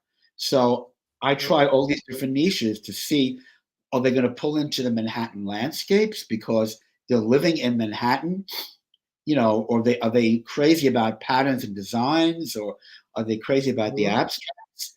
So you try these different things and you put them out there, and you get the response, and you see what's going to work. Right. I couldn't agree with you more. And everyone, I know that he's got a cell and everything going on. This is amazing. It's L Cicio, but it's LCICIO art.com. And Right. I will, like I said, I'm going to put these in the permanent chats. They're already in the description, but we're going to find out, here in a minute, all of his different reach outs for his social media. But one of the ways, guys, that I found, like, it's my True Social art group, and I'm like, this artist, and reaching out to a post here, post there, because I love and really truly appreciate when I say all forms of art. And it can be photography like you do, or it can be color pencil or oil pastels or sculpture Yep. or whatever. But I mean, Well relevant. I love what you're doing. They're so vibrant. They're just, whether the pattern is vibrant and alive or the colors or both, I just Yeah. find it to be wonderful. Yeah. And Wonderful. it's just I'm so exciting happy too. you're having a success at this too. It's starting to really. I mean, I've been doing this seriously. When I was working in real estate, I really didn't have the time, and this is really requires a lot of time and a lot of energy. And it's been the past 4 years that I've really been able to. I get up in the morning, I open, my laptop and everything, and I have all these different ideas. And what happens is, I think what I love about art storefronts is the playbook. Is you're doing this, Mhm. you're doing that, and then okay, we're gonna try this out. What it does is it starts stimulating your brain cells, and you start thinking of how you can take that with your voice and reach your niche and your customers. And the ideas start coming in more and more because you're moving in that direction with thinking about creative ideas of marketing yourself. So uh, I love I love marketing myself. I love promoting my favorite person, me. And I have no shame because I know that my art can connect with people. Like I told you those stories, that it means something to people Right. in their lives of who they are and where they're living. And can you get any more satisfaction than someone having your art and enjoying it, that it speaks to them and their life and their soul? So it's Right. It makes me, even if I'm doing something like, I like recycled materials as well. And I always think about, and I'm going to show one here later on today, but I was teaching my students how to do just out of cardboard boxes. What can we create out of cardboard boxes? I ended up making a gingerbread house, doll house for the neighbor, granddaughter, that's about the size of a refrigerator. And I'm just using all kinds of shapes and pieces, and I would cut them out and I'd make window sills and I make the flower boxes. And I mean, it's soothing in so many ways, but the delight that it is knowing that she got to play with it or that it's there in her house. I mean, yeah, whatever artwork you're creating, it makes us so happy because you're enjoying what we're doing, right, and right. I love it. I do. I think that you're doing an excellent job. Enough for me to be over here taking notes, everybody. I'm like, I got to do some collaboration. I got to reach out because I don't have a whole lot of time, but who else is going to market you besides you? You're the Right? best person to market you is you. No one is going to do it like you do. That's Nobody. right. That's right. I agree. And it's amazing. I'm so inspired by you. And that's nice to hear that they have a blueprint already. They're almost like they have the business plan. Here you Yeah. go. Oh yeah, yeah. They're the only ones I know that teach it like that. And even the CEO and the marketing guy, they come on usually at least once a week, where everybody can go. The members can go on the site and they'll share information. They'll answer questions. They have a whole support team and staff that will help you. Like when I had my calendar, I had to do these different things from the site. I was a little confused, and I reached out and I said, "Can you help me?" I said, "Yeah." And they did. They set the calendar up for me on my site, and they helped me with that. So it's a full support. And again, they have a Facebook group where people, it's called Small Wins. And, small wins are what create the big wins. It's all starts with those things. So people will share their successes, their questions, and you see all these different types of art and people sharing all their different ways of marketing it from the playbook. And, collaboration is so important. And like I said before, a lot of artists are afraid, to share their art with somebody else, another artist, it's your competition. But it's in community that we support and we help each other. And there's plenty of room for all of us. There are plenty of people out there, and there's room to sell. That's right. That's right. And there's ways, that you can protect it. A lot of times nobody says you have to teach it, but you definitely want to share it with other people as well of what you're doing and stuff. And when I post my work, sometimes you'll see a very light watermark across a few of mine. Right. Because people will snip those off of a social media even post and then claim it's theirs. Well, and you're like, oh, right. The key to that is that when you do the resolution, you do it very low. You do like a 600 or 400, whatever it is. You do a very low resolution because they can't make a clear print. They can't do that if it's a low resolution like that. That's right. That's right. That's all. Yeah. And I embed almost this watermark that it's just almost unseeable, but it will print out darker than it will if you try to print out my picture. So it's something I've learned from another friend too, so that they go print it, then that thing will be like the main thing that you see, and the resolution, like you said, behind it will be all fuzzy and stuff, but you'll know who painted that picture. That's funny. Yeah, it is. It is. But it is. Yeah.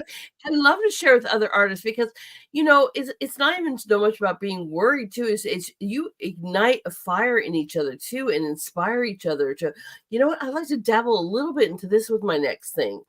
Or, and it's a world of your friends and your colleagues, but instead of a cutthroat, dry, kind of situation. It sounds lovely. Yeah. And I have two, like I said, great collaborators, one in Texas and one over here. And they've helped me so much, and I've helped them. And we have different strong points and things that we can help each other with. I'm really good with words and wording and writing, and I've given them ideas. And Kimberly from Texas, she's a graphic designer and director, so she's very knowledgeable on the tech. And so if I have issues or problems, she'll help me with that. So it's really interesting, and I've formed friendships that I never would have formed before. So we're all like, well, when she comes out to New York, I'm going to make a big Italian meal for her and her husband, and I'm going to have Ben over and his wife, and Ben and I have gone to shows together. It's been wonderful to form great friendships with other people. It really has been. I'm looking forward to this. I'm looking forward to reaching out to you more and saying, how do I, is this a world for me? At least I owe myself enough to investigate the situation. And if you're an artist out there, you owe yourself to go in and find out, is this the road for you? I mean, what can it hurt? I mean, it may not be, but maybe it is. And next thing you know, you have a group of collaborators, friends, promoters, and you get to promote yourself and do what you love.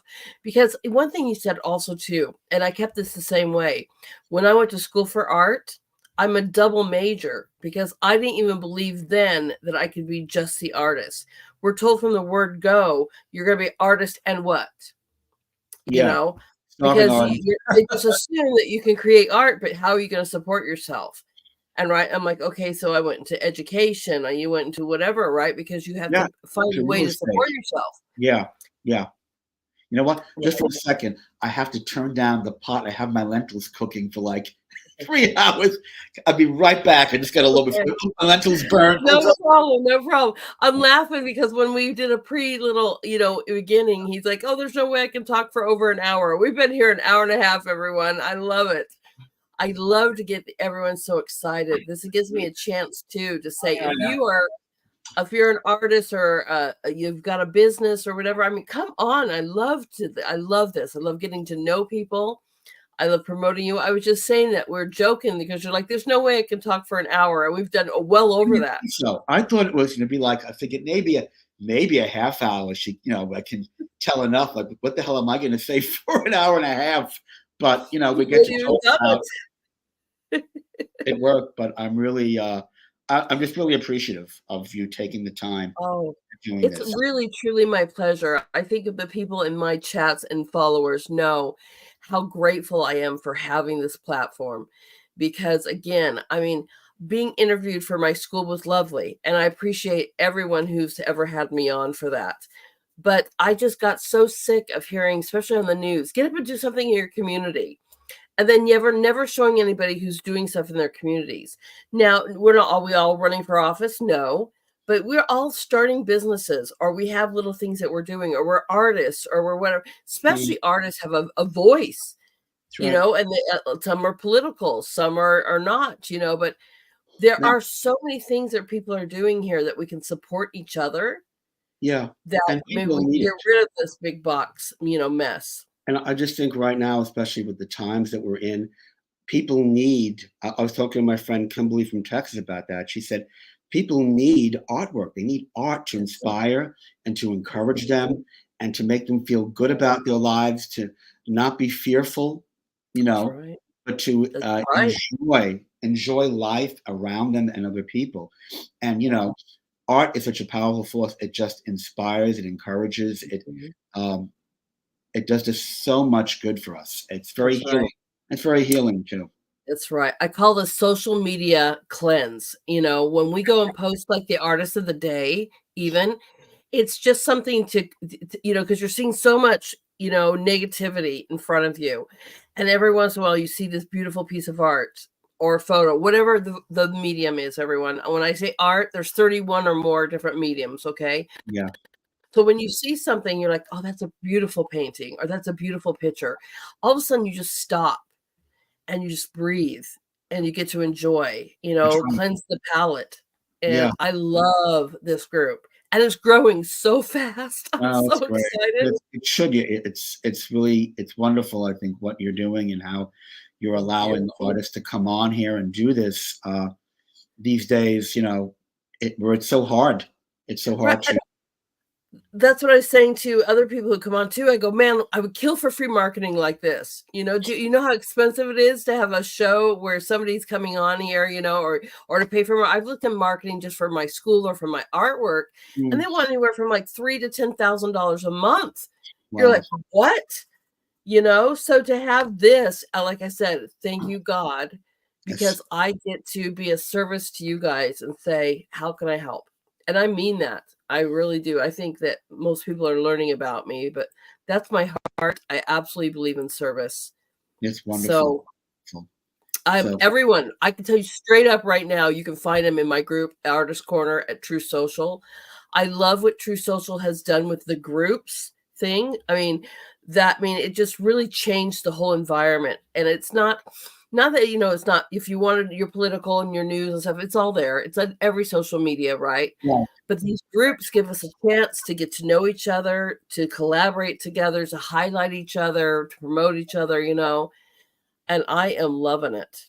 And the great thing too is it doesn't have, I know I have to keep posting on Facebook and Instagram, they're the biggest ones, but you don't have those algorithms. Wherever you post on the Truth Social, whatever that group is, the followers, it goes to every single one of them. Where on Facebook and Instagram, God bless them, but you might have 1,500. I think I have almost 1,400 or something followers on Instagram. They might show it to just like 20 people or 15 people. And it's really not legit. It's not really nice to do that, but they do that and they decide something's going to go viral or they like your reel and will show your reel to 200, maybe not 100. The other thing I wanted to mention before I go to is that feel free to post, even if it's, let's say, on Instagram or Facebook, and maybe you posted it that morning, and then you see, later in the day, the next morning, maybe it only reached, 20 people or whatever it is. Wait a day or two, post it again at a different time. Because Right. it's only, there's different people looking at it at different Mhm. times. You'll get a different group. So I do that more with the reels. Like if a reel I saw, maybe there's just 23 people that saw that, I'm going to wait a day or two and I'm going to post it again. But this time I'll Mhm. try maybe 8 o'clock, or I'll try 7 o'clock. I'll try a different time. And what will happen is, oh my God, there's 200, 300 people. Before there were just 23. So Right. if you're doing the reels and the posts and you see it's low, do it again. Don't be afraid. Oh, I just posted this. Wait a day or two and post it again at a different time. It's okay. And he's telling the truth about this because he's the second artist that is literally making money full time. I don't know if you know Brian, but he told me us the same thing. And he's like, and post it at different times because of the algorithms and the different people that are on during certain times. And they may never see it because it only hit 23 people. So post Right. that at a different time, a different day, or later that day if you wanted to, and just watch the difference. And That's I'm right. like, okay. And it's true. I was like, wow, I mean, I'll post something and nobody's like, seen it. And then I'll post it like in the afternoon. And then next thing you know, I have 70 shares or something. And you're Yeah. like, okay. And it's amazing. So this is true. Even if you're posting not about artwork, everyone, you want a certain post to be seen, Yeah. remember that they have these algorithms. So this is very true with any social media Right. post. And it's very different. I know, like I said, on Truth Social, you can use the hashtag and it'll go to all the Mhm. different groups. But we've been learning from, I have a friend of mine who's a big to the top eBay seller, and also from our storefronts, is I wouldn't print any more than maybe 4, 5, 3 hashtags because they don't have the effect that they used to have a while back. Um, Right. it's more now in your description and the words you use, and um, if it's attract a certain person and what you're saying. So just be Yeah, aware it of is. it. Does be aware of the words that you're using, and Mhm. It can those get you words. those words can get you banned off of Facebook too, right? Because I used to do the quote, one of my quotes at school is "All youth are possible." And me just saying this, being on Facebook Live right now, please don't kick me off this time. Oh my But gosh! they hate that. They hate those words together. And I'm like, and I have been kicked off my school. I should say that my school has been kicked off of Facebook 4 times for using those words together. Unbelievable. I know. Being so censored Right. these days, very, very censored. Uh, and you can't speak as freely as you would like to, but at least in your art, it allows you to really express yourself. It really does. Right. And it's amazing. When I went to Cuba, I would even see the freedom of artwork there in a very communistic country. And there was one right across from the natural, or is it the history of natural, the Museum of Natural History. Right Okay. across the street, somebody had created a mural of the Cuban flag, and they were flipping off flipping it off. And I was like, they're letting that stay in a communistic country. They're not. They're like, no, they let the artwork stay. I was like, blew my mind. And I Interesting. would see that, and you would see the rebelness, and yet they kept the artwork. And I was like, that's really interesting, Wow. Wow. right? Yeah, it is. Artwork's so powerful in It so is. many ways. It is. It tells you a lot about the people when we Yeah. look at different cultures, and whether it's the Greeks, the Romans, different time Mhm. periods of history. You look at the art and the architecture. It tells you a lot Right. about the people. So Right. And some things were just, we're like, oh my gosh, that was like a rebel back in the day, You're like, wow, right. Well, you know what we think of. I would love to actually see people bring out the sculpturing of the stone and the marble again. That's a mm, lost build, but I just really I do, and we learn a lot from the masters. But it can be as simple, guys. It could be as absolutely as simple as, and I don't mean that your artwork is simple. It's the tools that you use that you were using to make it great, yeah, right? Color pencils, and people are like, really? I can create that of yes, yes, you yeah. can. You can get Yes, you incredible, I've can. seen incredible work that Right. looks like paintings because you Yeah. can layer it and you can mix, Mhm. like I said, different mediums. You Yeah. put Yeah. oil pastels on that, and oh my gosh, it just Yes. comes alive like, Right. Have you ever used, okay, so usually I get mine from Blick, and I'm sure there's other places too that you can get it, but the really good artistic black, it's not construction paper. You might think it is, but it's the artist paper, and it's kind of got that feel, but it's very, very thick. Try some oil pastels on that kind of paper, and and make sure you get the black, right? You are going to be blown away at the effects that those two have together. I'm like, wow. Well, I've done it on black. I've done Do you? pastels and I've done oil pastels on black, and Isn't it gorgeous? It's rich. It's just amazing. Oh, it's superly rich. I absolutely agree. So we got to tell people where to find you on your social medias, please. Okay, so let's see. On Facebook, it's Len Cicio Fine Art. Okay. On Instagram, it's just Len Cicio. I think on Truth Social, I'm Inwood Len. Mm-hmm. Where else am I on now? I'm on Rumble, but I can't think what the hell it is on Rumble right now. I have to. What I can probably do is send it to you. Yes, and then I can post it on the permanent chat below at any time. That is not a problem. I'll give you all of that. But yeah, those are the sites, and I have a personal page on Facebook too, I think, which is Len Cicio. But yeah, I have a personal, I have a business. Yeah, but that's basically it, I think. The Instagram, the Facebook business, and my website, www.len. So tell me what you're doing on Rumble, because I'm loving Rumble. I love Rumble. So are you doing like art? Are you doing your little videos on Rumble? I'm doing videos. I'm not right now. I'm not getting too much activity, but I think it's the consistency that you just keep doing it. You post. I put in words. I think that with art or whatever, or places, Manhattan, different things in there. The tags that I use. So yeah, I'll just keep putting it on there until they notice me. Okay, that's all. But I got to look at that. We'll help you with that too. Right.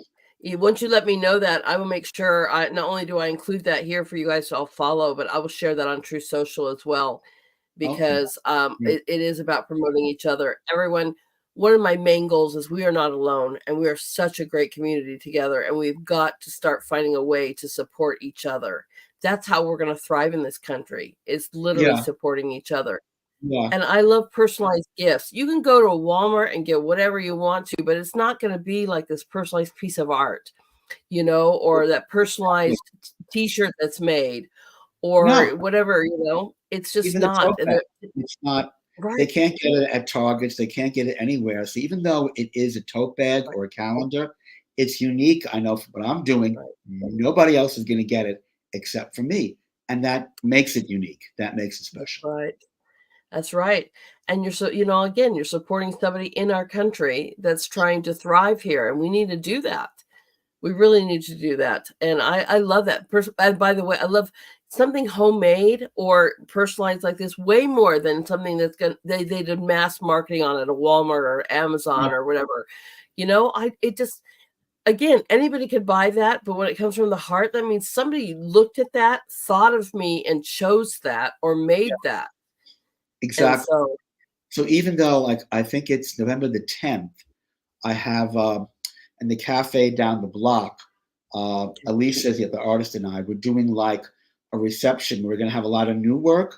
So we spoke to the manager. We're going to have like a big picture or two with sangria. Nice. I'm going to post it on social media. But when I go on there, I'm not just going to have the original work. I'm going to have prints that I'm going to bring. And I have some of my tote bags and my calendars. So I'm going to bring those things there because, again, they might not buy even a $90 thing or $200 or $50, but here's this calendar for $35. Here's the tote bag for $30. And there I am. I'm right there with them. So I think you just got to think outside of the box, be creative, be a little ballsy. But it's wonderful. This is what I mean, guys, about him having these different levels, though, as well. You know, you don't have to be a multimillionaire to buy some beautiful artwork here.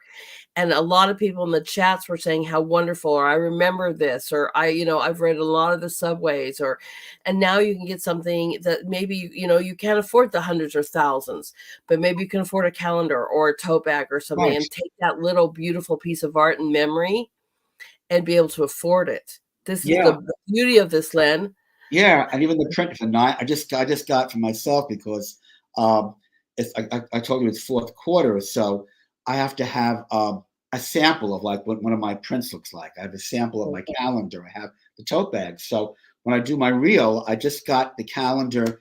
I got the print on a fine art paper. It's just 9 by 12, and I wanted a 1-inch border, and it looks great. So I can show people, here, this is what it looks like. Right. That is so beautiful. That's I can't wait. Everyone, you've got to check out his website. Check him out on True Social. I know he's her mother, but I'm going to promote that one because you got to go to Artistic Corner. He's always posting that. If you do the hashtag Artist Corner, you will find a load of his work. And, maybe something is, he does also commissioned work. I saw that on his website as well, too. And just for kind of like half down, you guys could get something personalized or commissioned, I love that idea, too. Yeah. Go ahead. Oh, sorry. I was going to say that the other thing on my site that's great, the way it's set up because of storefronts, is when you come on, there's a pop-up automatically to join my art newsletter. And when you join that, your first order, it says you get 20% off. So people don't have to, look or search where it's, or even say, they didn't even know I have an art newsletter. It's right in front of you. Boop! There it goes. So people can do that. And if you wanted to order something, now you'll get you can get a 20% off. They'll send you a coupon code once you sign up for the art newsletter. And art newsletter goes out again. It goes out about like once a week, and that's something that you have to develop too. Is it's important to have an email list with your art newsletter. And I will share something new I'm working on. I'll share a photograph. I'll show an event that I went to. It's all about my life and what I'm doing. It's not necessarily just about the art, though I will try to tie that in somewhere. But I do that once a week. My art newsletter goes out. And the more people you have, you build your art newsletter, you build the emails. That's an income. Your audience. And they may not buy. Some people might buy for a year, 2 years. All of a sudden they go, hey, maybe I'll get that. So again, I think for most artists is that you got to realize it's the consistency. You may not see it for a year. You may not see it for 2 years. But if you keep doing it and the consistency, people know, they'll know your name. They'll know your art. And then they'll decide, I want to buy something now. That's right. That's right. It works. I love it. I love it, Len. This has been just such a phenomenal discussion. Thank you. Thank you so much. It makes my heart happy, it does, because I think every once in a while, especially in this world right now, we need shows and moments like this that we can just go and feel connected to each other and support each other and find ways to do this. And it's really, like I said, an honor and a privilege to have you guys on. There's no doubt in my mind, is everyone in my chats here, he was the artist of the week. Does that surprise anybody? I bet not. Right. And we love helping you guys showcase who you are. I know that I think it's a great service. So you've provided a wonderful service. And I'm even more excited now that I've gotten to speak to you and see your face, that I know now when I post on Artist Corner, I have your face and I have your voice. That's right. Going through That's me. right.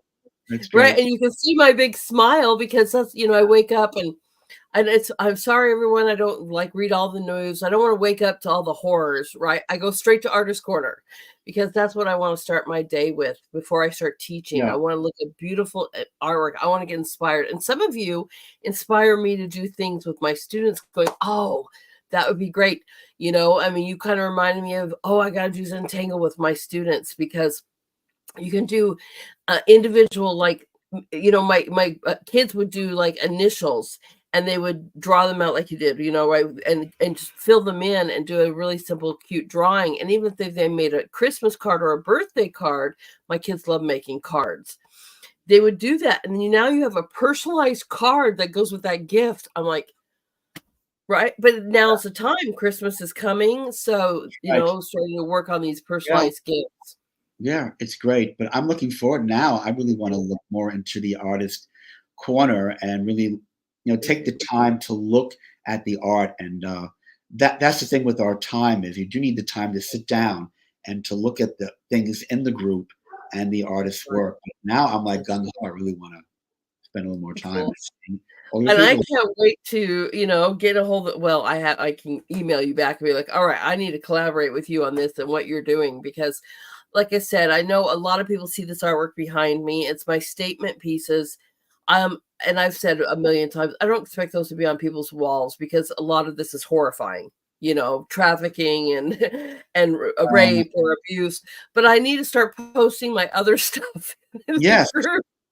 Yeah, right. Because I've done everything from sculpture to oil pastels, and I did do one for the Dias de los Muertos. I posted that one. Right. But I'm just like so busy, and I need to start thinking like you do. There's nobody going to promote me but me, so I need to get busy on that. Yeah, just getting up early, and even planning a week or thinking of certain things that you want to accomplish. What are your goals? For this week or for this month. I don't always do that, but I'm just gung ho. I get up in the morning and I have my playbook, and what can I do now? And it's exciting. It really is exciting to share your work with other people and to connect with other people. Nothing like it. That's right. No. Well, it's been a pleasure. You're welcome back anytime. Oh, if you have another special or something that's coming out, or whatever you're doing, please let me know, and we can pop, even if it's like 15 minutes. She's like, I just want to promote this. It's coming up. I'm going to be here. Oh, great. And I definitely help share that on the social medias as well for you. Well, that's very nice. Thank you. And I am going to really sit down and enjoy my homemade lentil soup. Do that, my friend.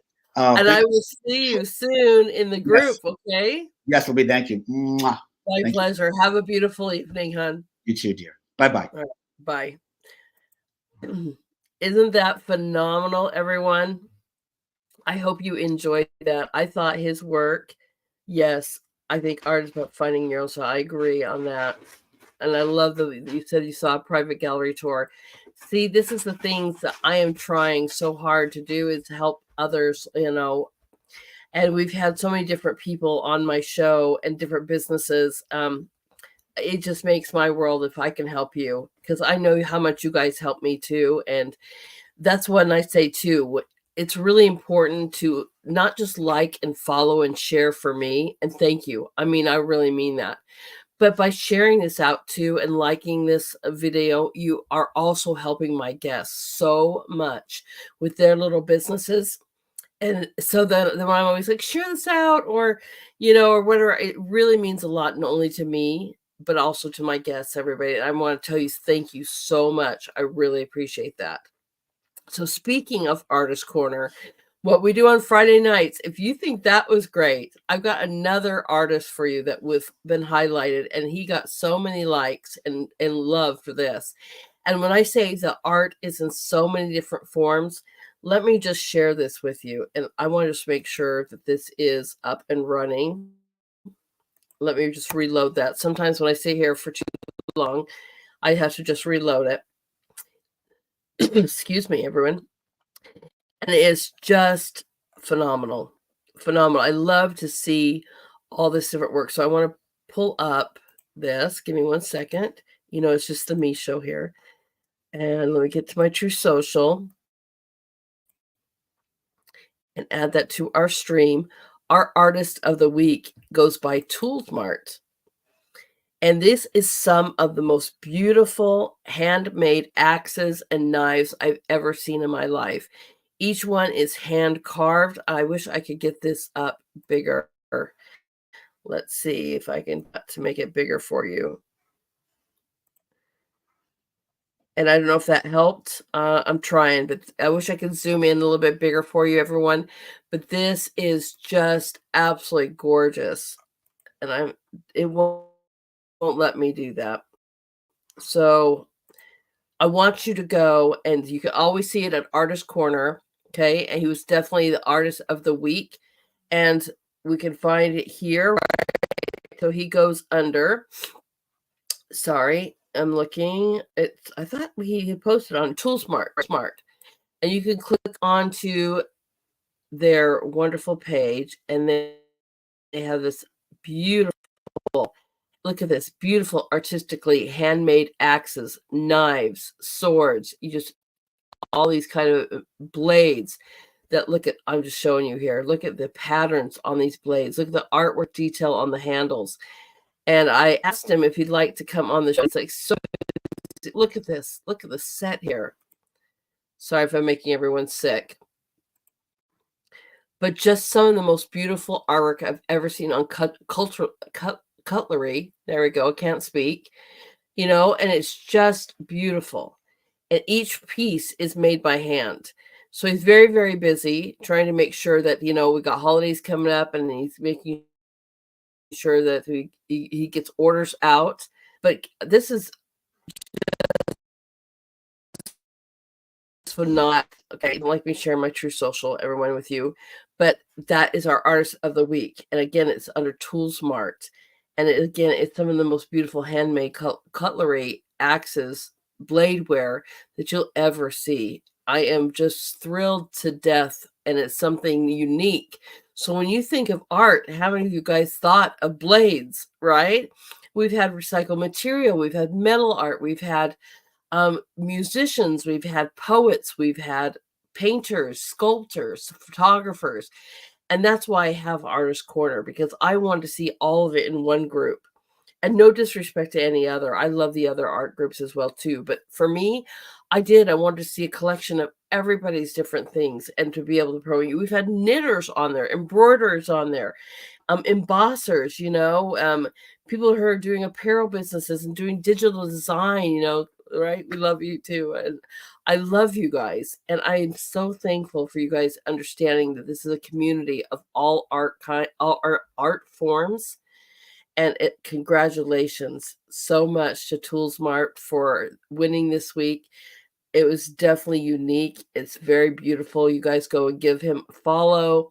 Help support this business. It's another wonderful, beautiful business. So if you want something unique, I wish I could show you again. I should have downloaded the pictures. And maybe I'll do that so you guys can see that on Sunday's episode as well, and get them much bigger where I can zoom in on them. But go to True Social, find ToolSmart, TOLLSMART, and give them a huge congratulations for, you know, winning this week for Artist of the Week. And thank you so much for sharing and doing that already in our group, because, you know, it's nice. And it's nice when you comment on it too. You know, it makes you feel good, everyone. Just like, oh, thank you, you know, and oh, that's beautiful, because we are really here to support and promote each other. And I'm trying to give you guys different avenues to find unique gifts, that whether they're from nationwide or local people. I say local, but, you know, I'm doing nationwide, so I don't know necessarily where he's located at, where they're located at, but it's nationwide. It's not in China, and it's not in Walmart. You know, just as unique as Len's paintings and stuff are, it's something personal. And I think that that is the way that we help each other. First of all, we get to know each other. We know that we exist. We're not alone. We are forming these beautiful communities. Now it's time to support each other and find these unique gifts that we can do for the holidays. And so instead of supporting Walmart, where they've got, you know, hundreds of thousands of these all over the nation, go and support these guys that are doing local handmade things. It's such a beautiful thing. So again, congratulations to ToolSmart. What a wonderful technique and craftsmanship you have. I am absolutely thrilled. Your work is beautiful. All right, everyone, where to find me? All right. Oh, I didn't talk about our sponsors. I did hear some shout outs about people getting very excited about Be Nourished. I'm telling you, that is some of the best honey I've ever had in my life. You guys have seen me cook with it. I'm not going to be cooking with it this Sunday. By the way, I do have all the ingredients to make mead, and we are making some mead this Sunday, and some cider, some hard ciders. I have everything set for that. I'm super excited. But this is really special honey, and I use it in cooking a lot. I use it in my coffee and stuff like that, but it's all different flavors, from, mushroom to organic dragon fruit to the turmeric to raw honey. But when you're using like a gallon of honey, I definitely went local and bought a couple quarts for that for the mead. And I'm saving my Be Nourished for me to eat and use in my food. And I do love it. I really am. And you guys can get 22% off of that going on right now too. So let me give you Be Nourished. Honey. It's one of the greatest gifts to man. With millions of wildflowers in every bottle, the nourishing power of honey is still yet to be fully discovered. Be Nourished Healing Products combines healing ingredients from around the planet to the purest honey from the island of Maui to bring magic to your taste buds. The best honey from the most beautiful place to nourish your body, mind, and soul. From our hearts to yours. Be nourished.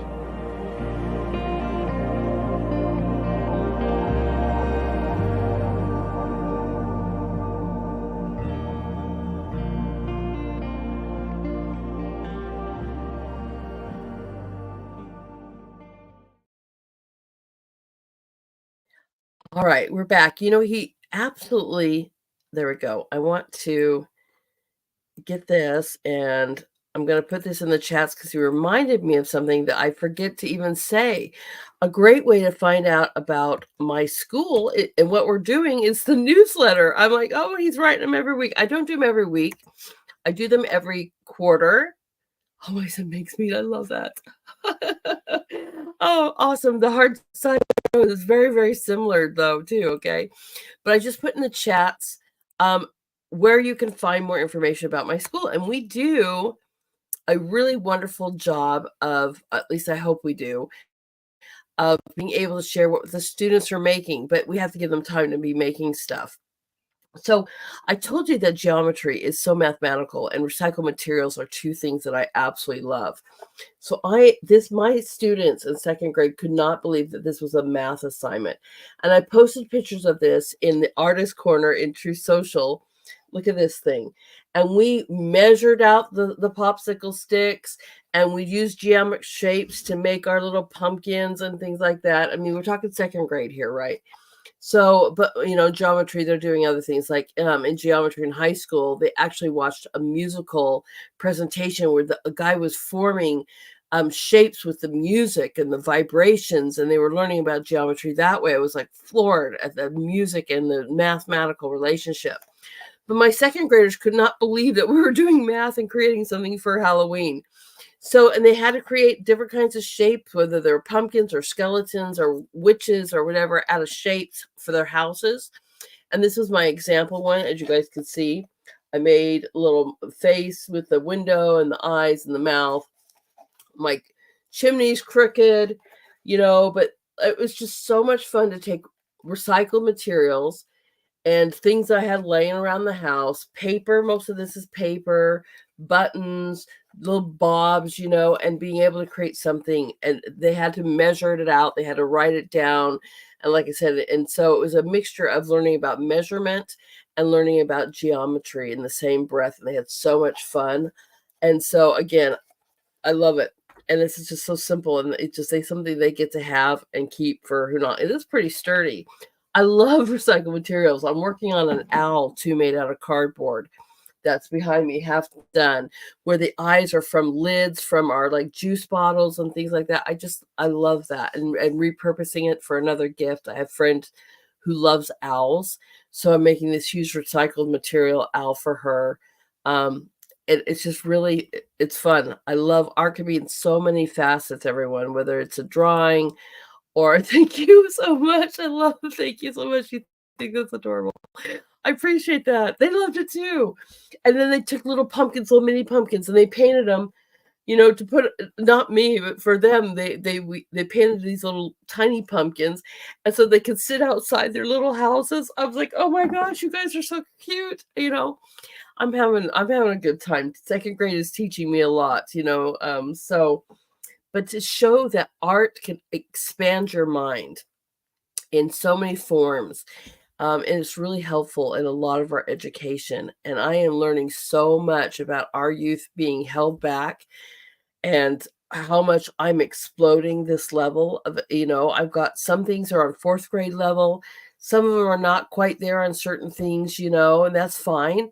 They're getting close to grade level, but I've got them, working on like at least third and fourth grade math now. Reading seems to be the one that they're holding them back. A surprise that they're holding them back on reading. If you can't read, then guess what? You're dictated to somebody else's truth, right? Instead of being told that this is what I was going to mention too. Earlier when I was watching in the litter box, right, they were talking about ADHD medication, all these medications that we're giving. Eat some natural foods, people. If your kids really truly have ADHD or something like that, try giving them a cup of coffee. If they settle down, there might be an issue. Doesn't mean they need medication. It means they need to go and exercise and be out and about a little bit more. But something else I have noticed too is that when they're given an ability to express themselves differently, a lot of that time they're very nervous. And what I was really noticing with second grade, I had mentioned this before, when you give them a worksheet, like I pop a worksheet up online here, and all of a sudden, here comes the allergies and my stomach's hurting. I'm like, what is happening here? And I decided, like, you know what? We're going to do this differently. We're going to totally, and I asked my husband, I was like, does stress trigger your allergies and stuff like that? He's like, absolutely. So when these little ones are in a class and you got one teacher and she's trying to run around and of course she's going to pass out worksheets, right? But if you don't know the work and you don't have anybody to help, you get stressed out about that and you feel like a failure. So I've broken the mold on that. Everybody stand up, everybody, we're going to do these math drills together. We're going to pop these out.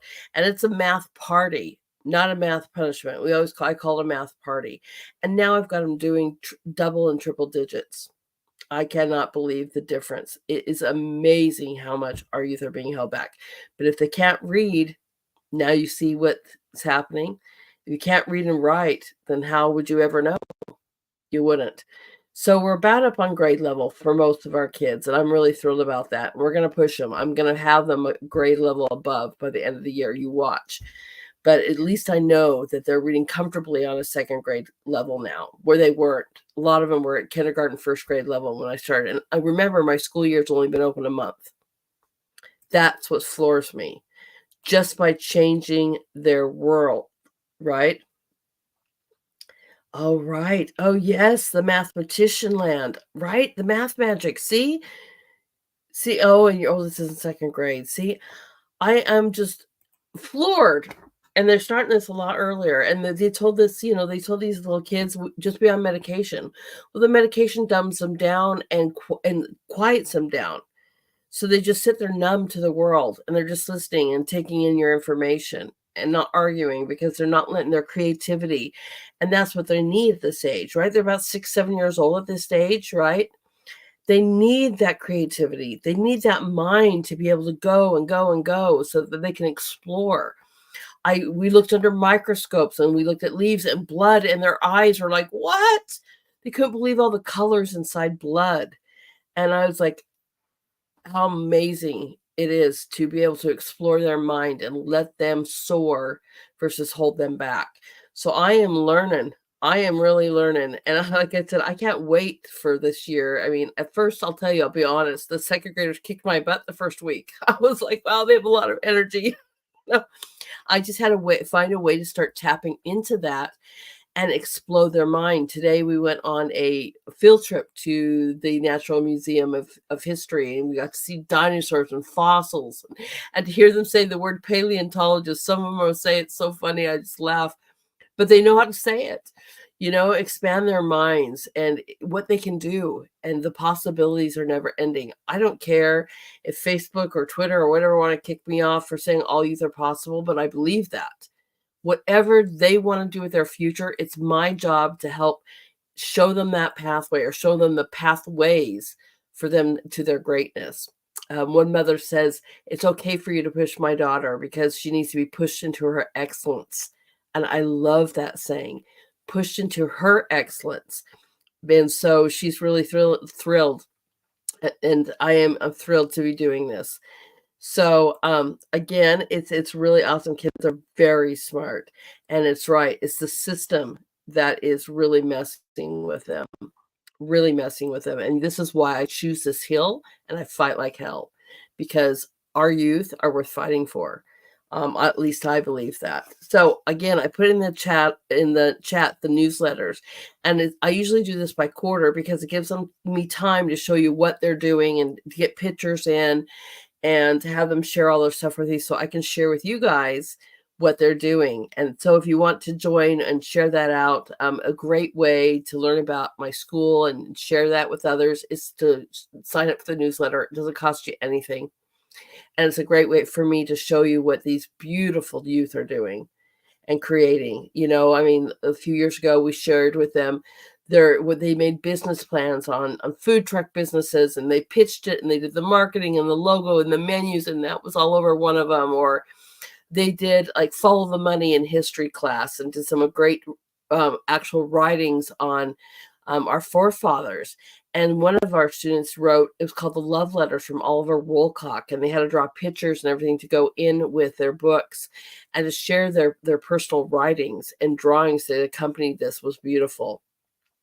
I have one second grader that wants to write her own book, and she's working on that right now with me on the side. And I was like, I won't stop it. I'll say, yes, how can I help you? And she's also doing the illustrations for it. And I'm really thrilled to be able to share that with the newsletter as well, too, because it's quite impressive. You know, it's a lot about God right now, which I love, but she had her grandfather die, and that's definitely much on her mind. And so she's creating a book about heaven. I'm like, absolutely, I will help you. And to see her write the sentences, you know, it's going to be about 10 pages. She did a couple paragraphs. It's going to be simple, but the artwork that she's creating to go with this is such a beautiful thing. So guys, sign up for that newsletter, because at least you'll be able to say, oh my gosh, that's so adorable, right? And it is. I love to highlight them as much as I love to highlight you. All right, so Sunday, I'm super excited. Okay, I told you I'm going to be starting to show you some of these gifts on how to do them so that you guys can hand make these yourself. I'm on a podcast I did last Friday, right? I showed you, we were here for 2 hours showing you a whole bunch of different gifts. And then I showed you a few on Sunday, at least a few thoughts. And I didn't have everything I needed to do the mead. I do now, even down to the champagne yeast. Everything's in the house. And I'm going to be showing you how to do a honey mead, right? Mead's made from honey. Love our honey. And then I'm going to be doing a hard apple cider in the other. I got 2 gallon jars here, and I got the airlocks and everything now. So we are good to go. So make sure that you want to tune in, or at least watch that show. That'll be Sunday at 12 p.m. Eastern Standard Time here with me. And then I'm going to continue throughout the next few months showing you how to do some of these projects yourself to make some handmade gifts for everybody. Like I said, I love those more. I mean, it means so much to me. I mean, my kids even make pop-up cards and all different cards, and I keep them because it means so much to me that they took the time to even make the card. I'm like, wow. So it's going to be a lot of fun. And I'm excited to be able to help you guys create a beautiful, wonderful Christmas of homemade or nationwide, local sponsored, local bought, whatever you can do, but definitely something even on a budget, because I know we're all facing that right now. And so if you, one last thing, if you guys could do, because, you know, I always load up a song, which I should be doing that right now, is if you could hit that like button for me and the follow. I really appreciate that so much. And thank you. I cannot tell you enough. I said that at the very beginning. That one of you guys from my group, you know, I held a concert for them in their group. I love Aeromem, love them. And I just got a little shout out, Lady H. Have you seen this? And I did not. Rumble is collaborating with small little platforms like ours. Hopefully I get chosen. But you had to meet a certain minimum. I had to have at least 50 followers. And then I might win a prize. And I already promote Rumble like crazy, so I'm already doing it. And then if I get chosen, I get a prize of, I think it's like $500, and that will go straight to my school to help support our youth and their families. So I am super excited about that. And you guys helped me make it to 50. And that was such a war cry and last minute thing, but you guys did it and you helped me. And that means so much, enough that it means so much to me. So thank you so much for helping me do that. And let's hope and pray that I get chosen, because it's not for me, it's for our youth. And I'm just going to pray to God and put it in his hands that they see that, and helps me continue helping them and other students to come my way. So everyone, I look forward to seeing you Sunday. And I supposed to have 2 guests on. Again, we're seeing a lot of, unfortunately, a lot of deaths going on right now. So pray for him.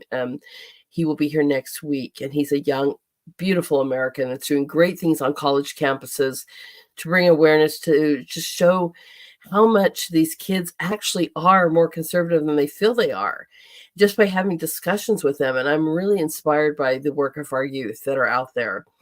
So I look forward, and his name is Anthony, and he will be here with me next week. If you have any interest on being on my show, please reach out. You can find me on True Social or Facebook under Lady Hamilton Art. And you can find me on Twitter under Lady Hamilton AR1. Please join the artist group, even if you're not an artist, because that's a beautiful breath of fresh air. Sorry, everyone. It's called Artist Corner. Okay. And wake up your day with a beautiful prayer or a piece of artwork, or I will always share a scripture from someone in the mornings too that I find, and it just helps me start my day off knowing who's got my back, and that's our beautiful creator, right? And our beautiful savior. They've got my back, and I'm never alone. And with friends like you guys out there, I don't feel alone. I feel so welcome and loved, and I cannot tell you how much I appreciate you. So I will see you Sunday at 12, and then I will have another guest next Friday at 7 p.m. And please put him in your prayers too. I would appreciate that. All right. You guys know I'm praying for you every single day, and I will see you Sunday. All right. Have a great night, everyone. And this song is one of my favorites, and it just really reminds me that that's the person who's got my back, and we need him all the time. And boy, do we need him now. And this is a beautiful rendition of God, We Need You Now. Have a great Friday, everyone. I'll see you later.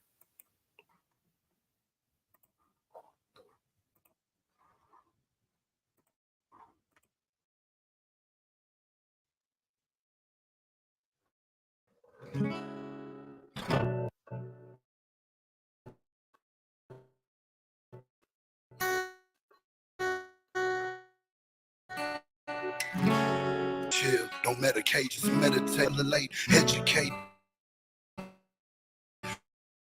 Look at what's going on, let it resonate, accelerate. Find your inner hunger like you never ate. Don't celebrate quite yet, the storm is coming, cue for heaven's sake. Violence that they demonstrate, instigating, penetrate the values of our country, and our God is what they desecrate. My fighters ain't wait, pulling out the seams of the fabric, manipulate, intimidate through fear and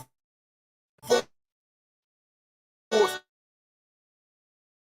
forcing us to sit and wait till we praying you give me strength to find some love amongst hate, marching on the streets of blood till I see the golden gates, troubadour, troubled souls, one of God's servants, blades cut the grass till we see the serpents. Oh, one day I hope you see the truth.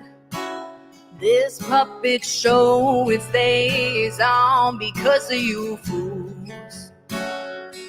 We've been dancing with the devil way too long. I know it's fun, but get ready to pay your dues. Oh God, come back home. This crazy world is filled with liars and abusers. We need you now before we're too far gone. I hope one day they finally see the truth. God, we need you now. I know the truth is hard to swallow, just digest it. Suspected something's going on, chosen just neglected, deflected by some breaking news. Oh, we just accepted, expected just to fall in line and follow their perspective. Don't question their objectives, but I got a lot of questions. How these kids molested, but nobody's been arrested. Read it in the testament, these children are protected. So I'm fighting all these terrorists, both foreign and domestic. Refuse to be directed, lying not a sheep. Only kneel to my God, so I'm dying on my feet. Silence when we speak, but there's violence in the street. I've been rolling with the punches, I can't take it on the cheap. Nah, drink from a glass half full, I'm optimistic. People are sadistic, so vicious and malicious. Praying for assistance to overcome opposition, or I'm gonna start resisting and then I'll pray for forgiveness. Oh, one day I hope you see the truth. This puppet show, it stays on because of you fools. We've been dancing with the devil way too long. I know it's fun, but get ready to pay your dues. Oh God, come back home. This crazy world is filled with liars and abusers. We need you now before we're too far gone. I hope one day they finally see the truth. God, we need you now. We need you now.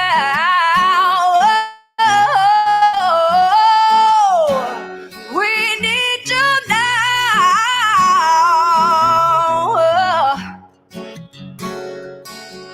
One day, one day, one day, I hope you see the truth. This puppet show, it stays on because of you fools. We've been dancing with the devil way too long. I know it's fun, but get ready to pay your dues. Oh God, come back home. This crazy world is filled with liars and abusers. Need you now before we're too far gone. I hope one day they finally see the truth. God, we need you now.